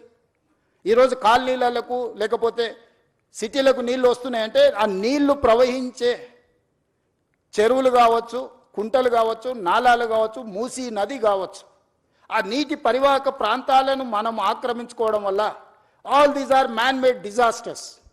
We have created all those disaster. వాటికి ఏ దారి తెలియక మన దారిలోకి వస్తున్నాయి, మన ఇంట్లోకి వస్తున్నాయి. వాటిని పకడ్బందీ ప్రణాళికతోటి మూసీ నది, ఈసా నది, గోదావరి నది నదుల త్రివేణి సంగమాన్ని తీసుకెళ్లి కృష్ణా నదిలో కలవడానికి అవసరమైన అభివృద్ధి కార్యక్రమాలు చేసినప్పుడు ఈ నదులు మన సంస్కృతిని, నాగరికతనే కాదు మన ఆర్థిక ప్రయోజనాన్ని చేకూర్చడానికి, ప్రపంచంలో మన గౌరవాన్ని పెంచడానికి ఉపయోగపడుతుంది. ఈరోజు మూసీ నది పునరుద్ధరణ కార్యక్రమం బ్యూటిఫికేషన్ లేకపోతే లూటిఫికేషన్ అని కొంతమంది తెలివితేటలన్నీ ప్రదర్శించి ఏదైతే మాట్లాడుతుందో, గాంధీ స్టాచ్యూకే 5,000 కోట్లు ఖర్చు పెడుతున్నారు అన్నారు. Hardly we are spending for Gandhi statue 70 crores, maybe I don't know exact calculation, 70-75 crores. They have spent 220 crores for Ambedkar statue. We have not opposed for that. Yes, we need Ambedkar ideology. At the same time, we need Gandhian ideology. Yes, conquer one country without any violence, with peace. He won one war. ప్రపంచంలో ఒక యుద్ధాన్ని శాంతితోని గెలవచ్చని ప్రపంచానికి గొప్ప సందేశం ఇచ్చిన వ్యక్తి ఎవరంటే మహాత్మా గాంధీ. ఒక దేశం యొక్క స్వతంత్రాన్ని శాంతి ద్వారా సాధించిన వాళ్ళు ఈ భూమి మీదనే పుట్టలేదు ఇంతవరకు. ఈ ప్రపంచంలో ఎవరికీ అంత గొప్ప చరిత్ర లేదు. 30 సంవత్సరాలు బ్రిటిషర్స్కి వ్యతిరేకంగా పోరాటం చేస్తే గాంధీ మీద కూడా లాఠీ ఎత్తలే. కానీ స్వతంత్రం వచ్చిన 6-7 నెలలనే కొంతమంది బుల్లెట్తో పొట్టన పెట్టుకున్నారు గాంధీని. వాళ్ళు కూడా నీతులు చెప్తారు, ఇంకా నేనేం చెప్పాలి? అందుకే ఈరోజు మీ అందరికీ నా విజ్ఞప్తి ఒకటే, ముందుకెళ్ళడానికి సూచన చేయండి. ఏ పేదవాడికి అన్యాయం జరగని, ఏ పేదవాడిని నిరాశ్రయం చేయం. ఈ ప్రభుత్వం పేదలకు ఇబ్బంది కలిగించడానికి, ఈ ప్రభుత్వం పేదలకు నష్టం కలిగించడానికి, లేకపోతే ఈ ప్రభుత్వం కొంతమంది రియల్ ఎస్టేట్ సంస్థలతో ఆర్థిక ప్రయోజనాల కోసం పనిచేయడం లేదు. ఈ ప్రభుత్వం మన నగరాన్ని, మన రాష్ట్రాన్ని గొప్ప అభివృద్ధి చెందిన నగరంగా, గొప్ప ఆర్థిక రాష్ట్రంగా నిలబెట్టాలనుకుంటున్నాము. ఇందులో మనం అందరం భాగస్వాములము. ఈరోజు మనం చేయబోయే పని 100 సంవత్సరాల క్రితం నిజాం చేసిన పనుల్ని ఈరోజు మనం ఆస్వాదిస్తున్నాము. ఈరోజు మనకు తాగడానికి నీళ్ళంటే గండిపేట వైపు చూడాలి, హిమాయత్ సాగర్ వైపు చూడాలి. పిల్లలు పర్యాటక క్షేత్రానికి వెళ్ళాలనుకుంటే గండిపేట హిమాయత్ సాగర్ దగ్గరికి వెళ్ళాలి. 100 సంవత్సరాల క్రితం వారసత్వ సంపదను నిజాం అందించను కాబట్టి చార్మినార్ చూడడానికి వెళ్తున్నాం. అంతకంటే ముందున్న గోల్కొండ దగ్గరికి వెళ్తున్నాము. లేకపోతే హైకోర్టు ఈరోజు ఎక్కడున్నది, ఉస్మానియా హాస్పిటల్ ఎక్కడున్నది, సిటీ కాలేజ్ ఎక్కడున్నది, సాలార్జంగ్ మ్యూజియం ఎక్కడున్నది, నిజాం కాలేజ్ ఎక్కడున్నది. ఇవన్నీ గొప్ప వారసత్వ కట్టడాలు, చరిత్రతో పాటు ఒక నాలెడ్జ్ హబ్గా క్రియేట్ చేసింది కాబట్టి ఈరోజు మనం గొప్పగా రాణించగలిగినాము. మనం వచ్చిన తర్వాత గొప్పగా కట్టుకున్నది ఒకటి చెప్పండి. 75 సంవత్సరాల స్వతంత్ర భారతంలో అద్భుతమైన కట్టడం, చరిత్రలో మనకు పేరు తెచ్చిపెట్టగలిగిన కట్టడం ఒక్కటైనా మనం కట్టుకోగలిగినమా? వరంగల్ వెళ్తే వేయి స్తంభాల గుడి చెప్పుకోవాలి, అక్కడికి వెళ్తే రామప్ప మందిరం చెప్పుకోవాలా, ఇంకొక దగ్గరికి వెళ్తే ఇంకొక చరిత్రను చెప్పుకోవాలా, అలంపూర్ వెళ్తే శక్తిపీఠం గురించి చెప్పుకోవాలి, కృష్ణానది పరివాహక ప్రాంతంలో రాజులు కట్టిన గొప్ప గొప్ప మందిరాలను చెప్పుకుంటున్నాం తప్ప మనం చరిత్రకారులం కావాల్సిన అవసరం లేదా? మన చరిత్రను తిరిగి మళ్ళీ రాసుకునే అవకాశం మనకు వచ్చినప్పుడు మనం వదులుకోవాలా? ఈరోజు ప్రాజెక్ట్ కాస్ట్ ఇక్కడ చూపించినాం. 21 కిలోమీటర్స్ ఉస్మాన్ సాగర్ నుంచి Gandhi Sarovar 11.5 kilometers roughly, Himayat Sagar to Gandhi Sarovar 9.5 kilometers roughly. Put together the entire project cost is hardly 6,500 to 7,000 crores. In that project, Gandhi statue and building structure and everything may be 200-250 crores. Not even less than 1% of that project or otherwise 2%. ఇలాంటి తప్పుడు ప్రచారాలు కొంతమంది రాజకీయ నాయకులకు ప్రయోజనం ఉండొచ్చు. తప్పుడు ప్రచారంతో స్వార్థం ఉండొచ్చు. మేము చేయలేని పని ఇంకెవ్వరు చేయొద్దని అడ్డుకునే దేవతలు యజ్ఞాలు యాగాలు చేసి లోక కళ్యాణం కోసం చేసినప్పుడు రాక్షసులు కూడా అడ్డుకోవడానికి వచ్చి అందులో రక్త మాంసాలు పోసేటోళ్ళు. శుక్రాచార్యుడు, ఆయన శిష్యులు మారీచుడు, సుబాహుడు దేవతలు యజ్ఞాలు యాగాలు చేసినప్పుడు శుక్రాచార్యుడు ఆయన శిష్యులు వచ్చి ఈ యజ్ఞాలను భగ్నం చేసి లోక కళ్యాణం జరగొద్దని రక్త మాంసాలను ఆ యాగంలో వీళ్ళు నెయ్యి పండ్లు ఫలాలు వీళ్ళేస్తే పైనుంచి వాళ్ళు రక్తం మాంసాలు అందులో పోస్తారు. అయినా దేవతలు యజ్ఞాలు యాగాలు మానలేదే. ఆ మారీచుడే కదా సీతమ్మను ఎత్తుకుపోవడానికి రావణాసురుడి మేనమామ మారీచుడు. మేనమామను రావణాసురుడు కోరుకుంటే మారీచుడు మాయలేడి రూపంలో వచ్చి సీతను ఎత్తుకోవడానికి పోతే రాముడి చేతిలో మారీచుడు పోయిండు, సుబాహుడు పోయిండు, రావణాసురుడు పోయిండు, అందరు పోయిండు. లోక కళ్యాణం కోసం మంచి పనులు చేపట్టినప్పుడు సహకరించుకోవడానికి మీకు మనసు రాకపోతే పర్వాలేదు, అడ్డుకునే ప్రయత్నం చేయకండి దయచేసి. దయచేసి ఈ ప్రభుత్వం ఓపెన్గా మిమ్మల్ని వెల్కమ్ చేస్తుంది. రేపు శాసనసభలో కూడా ఇది చర్చకు పెడతాను. శాసనసభలో మీరు వీలైనంత మేరకు సలహాలు సూచనలు ఇవ్వండి ముందుకెళ్ళడానికి. ఇంకా మీకున్న అనుభవాన్ని, మీరు ప్రపంచంలో చాలా చదువుకొని వచ్చారు, గొప్ప గొప్ప యూనివర్సిటీలలో చదువుకున్నామంటూ. నేను గవర్నమెంట్ స్కూల్లోనే చదువుకొని వచ్చిన, నేను గవర్నమెంట్ స్టూడెంట్ని. నేను ప్రభుత్వ పాఠశాలలో చదువుకున్న మధ్యతరగతి వ్యవసాయ కుటుంబం నుంచి వచ్చిన వాడిని. నేను చూసి నేర్చుకున్నది అమలు చేయడానికి ప్రయత్నం చేస్తున్నా. నాకు గొప్ప విద్యలేం రావు, కానీ చూస్తే నేర్చుకోగలిగిన తెలివితేటలు ఉన్నాయి నాకు. అందుకే ప్రపంచంలో ఉన్న అభివృద్ధిలో నేను చూసి వచ్చిన. సేయింగ్ ఇస్ బిలీఫ్ అంటారు, నకల్ మారనేకి వెళ్ళి అకల్ రహనా అంటారు. ఇన్ని ప్రాజెక్టులను చూసినాము, కనీసం వాటి నకలు కొట్టినా కూడా ప్రపంచంలో ఒక గొప్ప అద్భుతమైన కట్టడాన్ని మనం కట్టవచ్చు. దీనికోసం పెద్దగా సైంటిస్ట్ కావాల్సిన అవసరం లేదు, కామన్ సెన్స్ ఉంటే సరిపోద్ది. అది కూడా లేకుండా మాట్లాడితే ఇంకా నేను చేయగలిగింది ఏముంది, జాలిపడడం తప్ప. నాకున్న అవకాశం ఏంది, మీరందరూ సలహా చేయండి, మీరందరూ తీర్మానం చేయండి. వద్దు ఈ ప్రాజెక్ట్ ఆపేద్దామంటే I don't have any issues. మీ అందరికి ఇష్టం లేని అభివృద్ధి నేనెందుకు చేస్తాను? ఈ అభివృద్ధిని చేసి నేనేం నాతో పాటు తీసుకెళ్లేది ఉందా? లేదే. ఆర్టీజీఎస్ కూడా లేదు పైకి పోయినప్పుడు ట్రాన్స్ఫర్ చేసుకోవడానికి. పోస్ట్ డేటెడ్ చెక్స్ ఇచ్చినా కూడా పైన పోయినాక ఎన్కాష్ చేసుకోవడానికి ఏం లేదు. ఏం చేసినా ఇక్కడనే వదిలేళ్ళాలి, ఏం సంపాదించినా ఇక్కడనే వదిలేళ్ళాలి. మీరు అందరు ఎవరన్నా ఏమన్నా ఫెసిలిటీ ఉంది భవిష్యత్తులో వస్తుంది అనుకుంటారేమో. చంద్రమండలం పోవడానికి అవకాశం ఉంది కాబట్టి సంపాదించింది పైకి పోయినప్పుడు ఆర్టీజీఎస్ కింద బదిలీ చేసుకోవచ్చు అని. I don't think so. A technology వచ్చినా అది అసాధ్యము. మనం చేసిన మంచి ఇక్కడే ఉంటుంది, మనం చేసిన చెడు ఇక్కడే ఉంటుంది. కాకపోతే మంచికైనా చెడుకైనా నేను మంచికి ప్రతినిధిని కావాలనుకుంటున్నా. 2 మంచి పనులు చేయడం ద్వారా ఈ సమాజానికి ఉపయోగపడితే నాకు ఇచ్చిన అవకాశాన్ని సార్థకత చేకూరుతుంది అని యంగ్ ఏజ్లో ఒక వ్యవసాయ కుటుంబం నుంచి గ్రామీణ ప్రాంతంలో నుంచి చదువుకొని వచ్చిన నాకు ప్రజలు ఇంత ఒక గొప్ప అవకాశాన్ని ఇచ్చారు. తెలంగాణ రాష్ట్రానికి 2వ ముఖ్యమంత్రిగా. చాలామందికి రాజకీయాలలో ఉండే వాళ్ళకి సర్పంచ్ నుంచి పార్లమెంట్ వరకు ఉన్న ప్రతి ఒక్కరికి ఒక ఆలోచన ఉంటుంది, ఒక్కసారైనా ముఖ్యమంత్రి అయితే బాగుండని. కానీ నాకు దేవుడు 2వ ముఖ్యమంత్రిగా అవకాశం ఇచ్చిండు. 2 సంవత్సరాల 3 నెలలు చాలా మంచిగా పూర్తి చేసిన, ప్రణాళికలు సిద్ధం చేసిన. దేవుడిచ్చిన అవకాశాన్ని నేను వృధా చేయదలుచుకోలే. నేను స్ట్రాంగ్ ప్రాక్టీసింగ్ హిందూ. నేను ఫిలాసఫీని నమ్ముతా, కర్మ సిద్ధాంతాన్ని నమ్ముతానే. I respect other religions but I follow my religion. నేను ప్రాక్టీసింగ్ హిందూని. ప్రాక్టీసింగ్ హిందూ అని అంటే కర్మ సిద్ధాంతాన్ని, మంచిని మంచు చెడుని చెడు అనడమే ప్రాక్టీసింగ్ హిందూ యొక్క లక్షణం. అందుకే ఈరోజు ఈ ప్రాజెక్ట్ ఎవరికి వ్యతిరేకం కాదు. ఈ ప్రాజెక్టు ఎవరి ఆస్తులను గుంజుకోవడానికి కాదు. ఈ ప్రాజెక్ట్ అనేది భవిష్యత్ తరాల కోసం మనందరం కలిసి నిర్మించుకుంటున్న ప్రాజెక్ట్. ఇది నా ఒక్కడి వల్ల కాదు. ఇలా పవర్ పాయింట్ ప్రజెంటేషన్ చేయడానికి ఎన్నో రాత్రులు, ఎన్నో గంటలు, ఎంతోమంది ప్రయత్నం చేస్తే ఆ డీటెయిల్ ప్రాజెక్ట్ రిపోర్ట్ ఈరోజు సిద్ధం చేసినాము. దీన్ని ముందుకు తీసుకెళ్లాలంటే కూడా ఆర్థికంగా అన్ని రకాలుగా మీరందరూ సహకరిస్తేనే ఇది సాధ్యమవుతుంది. ఔటర్ రింగ్ రోడ్ ఎటు నుంచి అటు పోయినా 160 కిలోమీటర్ల, 80 కిలోమీటర్ల యావరేజ్, 70 కిలోమీటర్లు ఒక సైడ్, ఇంకో సైడ్ 91 కిలోమీటర్.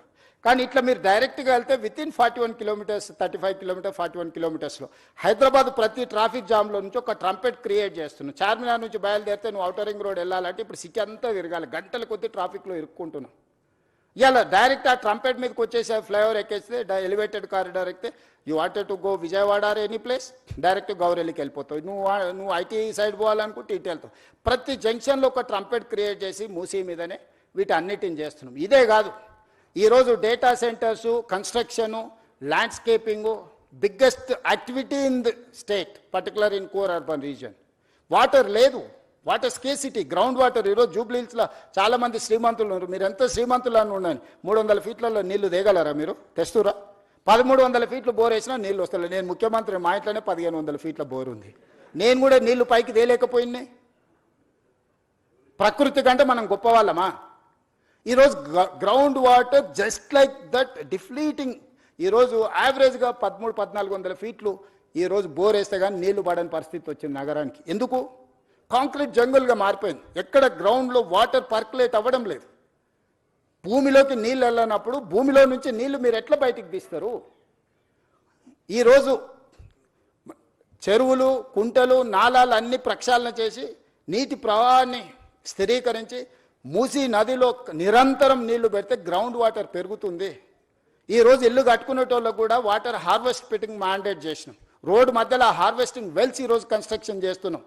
నీళ్లను ఒడిసి పట్టుకోవాలని ఒక విధానాన్ని తీసుకొచ్చిన హైదరాబాద్ నగరంలో నీళ్లు మీరు ఎక్కడ లోపలికి పోయి తెచ్చినా కొద్దిగా అందులో కాలుష్యం ఎక్కువ ఉంటుంది. బియాండ్ ఏ పాయింట్ మీరు బోర్ డ్రిల్ చేసి వాటర్ తెస్తే ఆ వాటర్ దేనికి పనికి ఉపయోగం ఉండదు.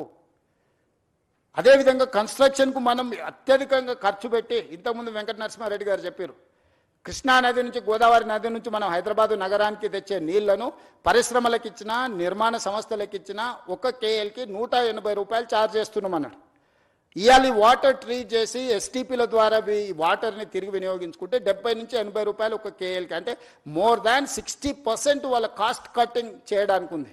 ఈరోజు వేలాది కోట్ల రూపాయలు, దాదాపుగా 2-3 లక్షల కోట్ల రూపాయలు మా శ్రీధర్ బాబు గారు డేటా సెంటర్స్ ఇన్వెస్ట్మెంట్ తీసుకొచ్చిన last 2 years. They need water.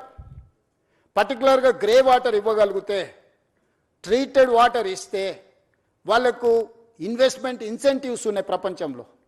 So ఈరోజు మనం ఆ వాటర్ని ఎస్టీపీల ద్వారా ఈ వాటర్ని విడిచిపట్టుకొని ఈ మూసీ నది ఎంబడే ట్రంక్ లైన్లు రిజర్వాయర్స్ చేసి మనం పంపింగ్ చేసి వాటికి నీళ్ళు ఇస్తే వేలాది కోట్ల రూపాయల పెట్టుబడులే కాదు, రాష్ట్రానికి కూడా లక్షలాది కోట్ల రూపాయల పెట్టుబడులు వస్తాయి, రాష్ట్రానికి వేల కోట్ల రూపాయల ఆదాయం వస్తుంది. ఇదంతా గ్రోత్ ఇంజన్ కింద మారుతుంది, రాష్ట్రం యొక్క ఎకనామిక్ యాక్టివిటీ మారుతుంది. ఔటర్ రింగ్ రోడ్ వేసినప్పుడు కూడా కొందరు భూములు పోయినాయి, పోలేదా? శంషాబాద్ ఎయిర్పోర్ట్ కట్టినప్పుడు కూడా కొంతమంది భూములు కోల్పోయినాయి. ప్రకాష్ గౌడ్ ఎమ్మెల్యే గారు ఉన్నారు, ఆ ప్రాంతానికి 4 సార్లు ఎమ్మెల్యే.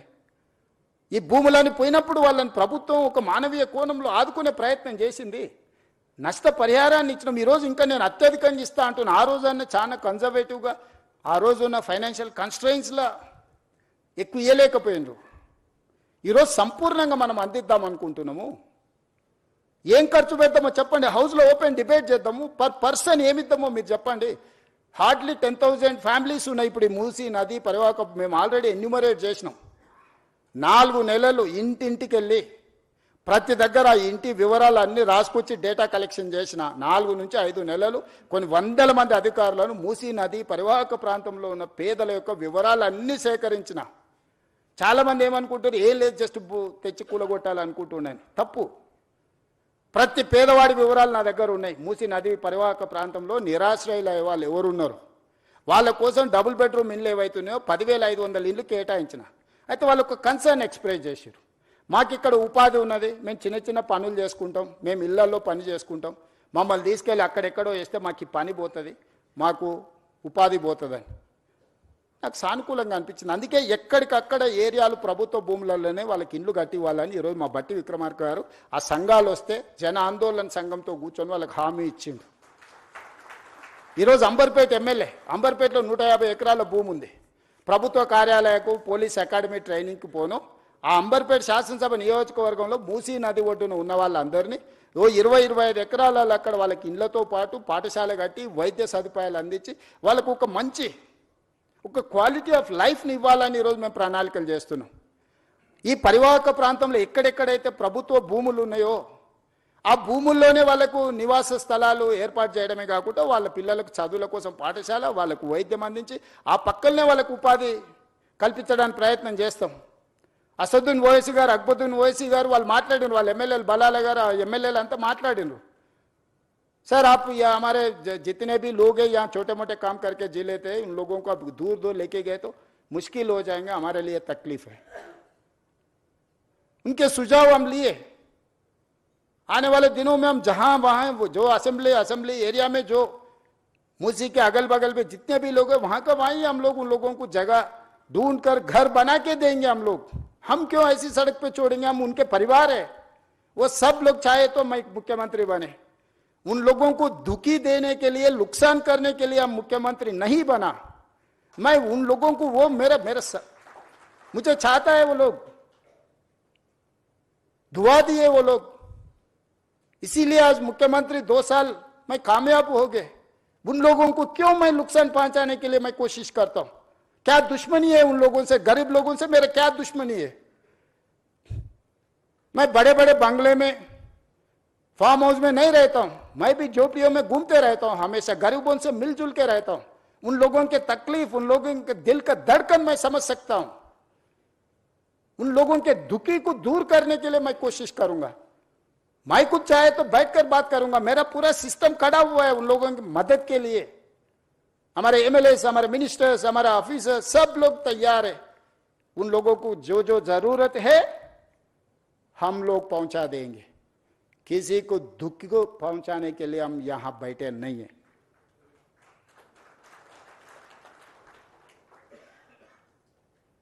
लोग समझ रहे होंगे अरे यहां पर कुछ बना है, अरे रेवंत रेड्डी जी रियल एस्टेट के लिए सोचता है. हाँ जरूर सोचता हूं, क्यों नहीं.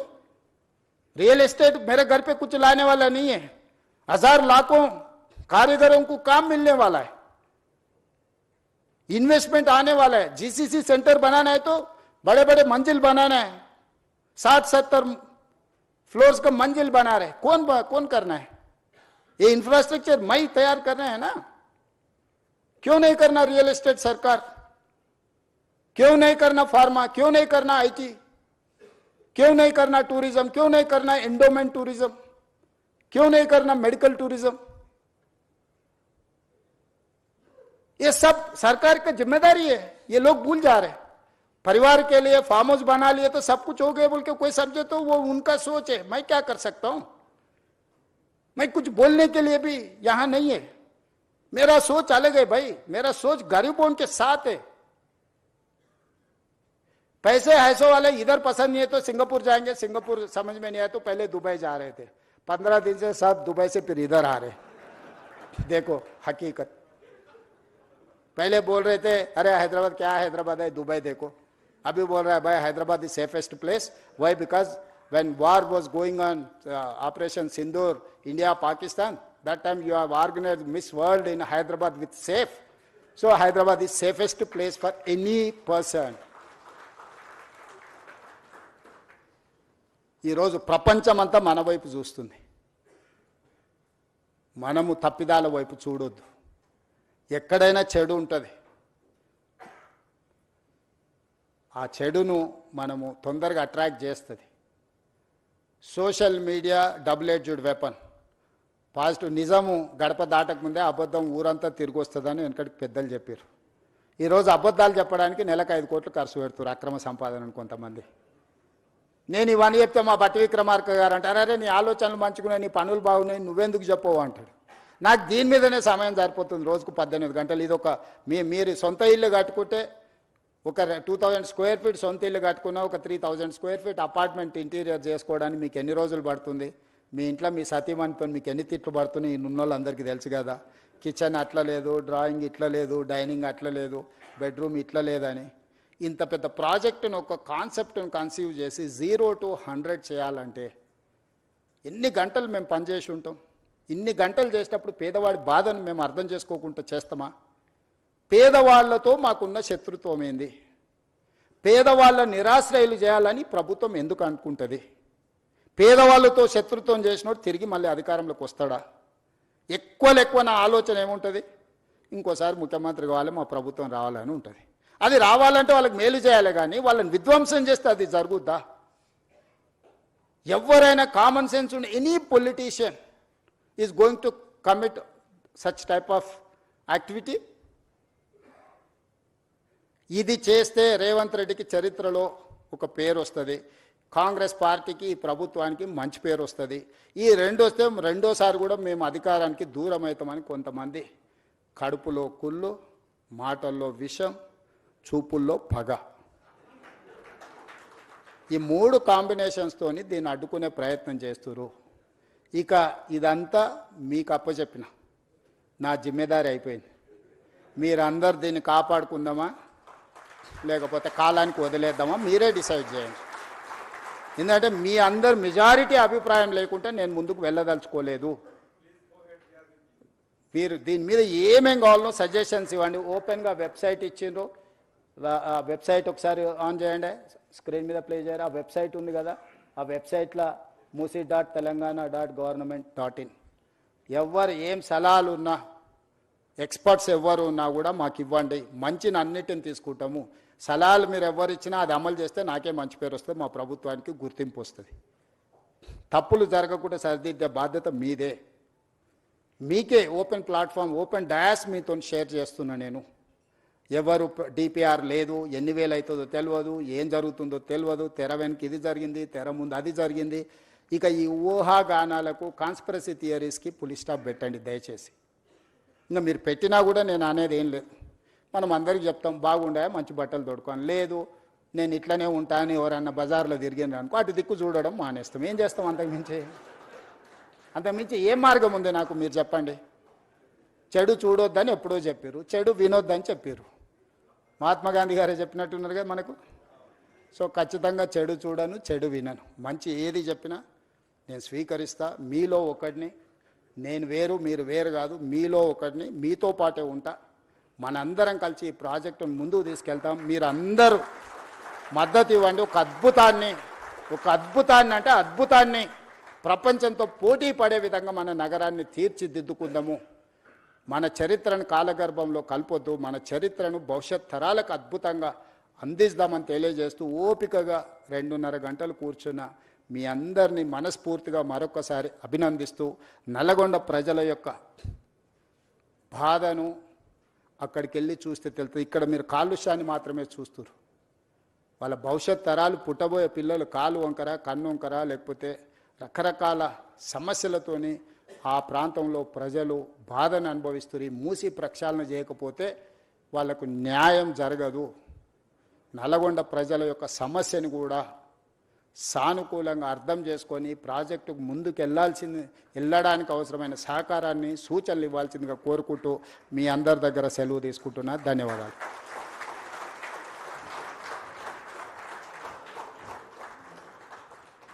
Check. So thank you very much for caring for the citizens of this city and thereby the state with your long-term vision and your relentless effort. Can we give a big round of applause for the Honorable Chief Minister of the state Telangana? This was really impactful, and I request everybody here, all the delegates and special guests here, to tweet about today's event, and whatever, if you have recorded, to tweet it. Let's take this vision of rejuvenating River Musi forward.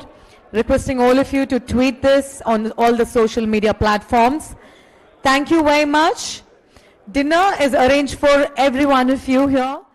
Kindly indulge in dinner before you all leave.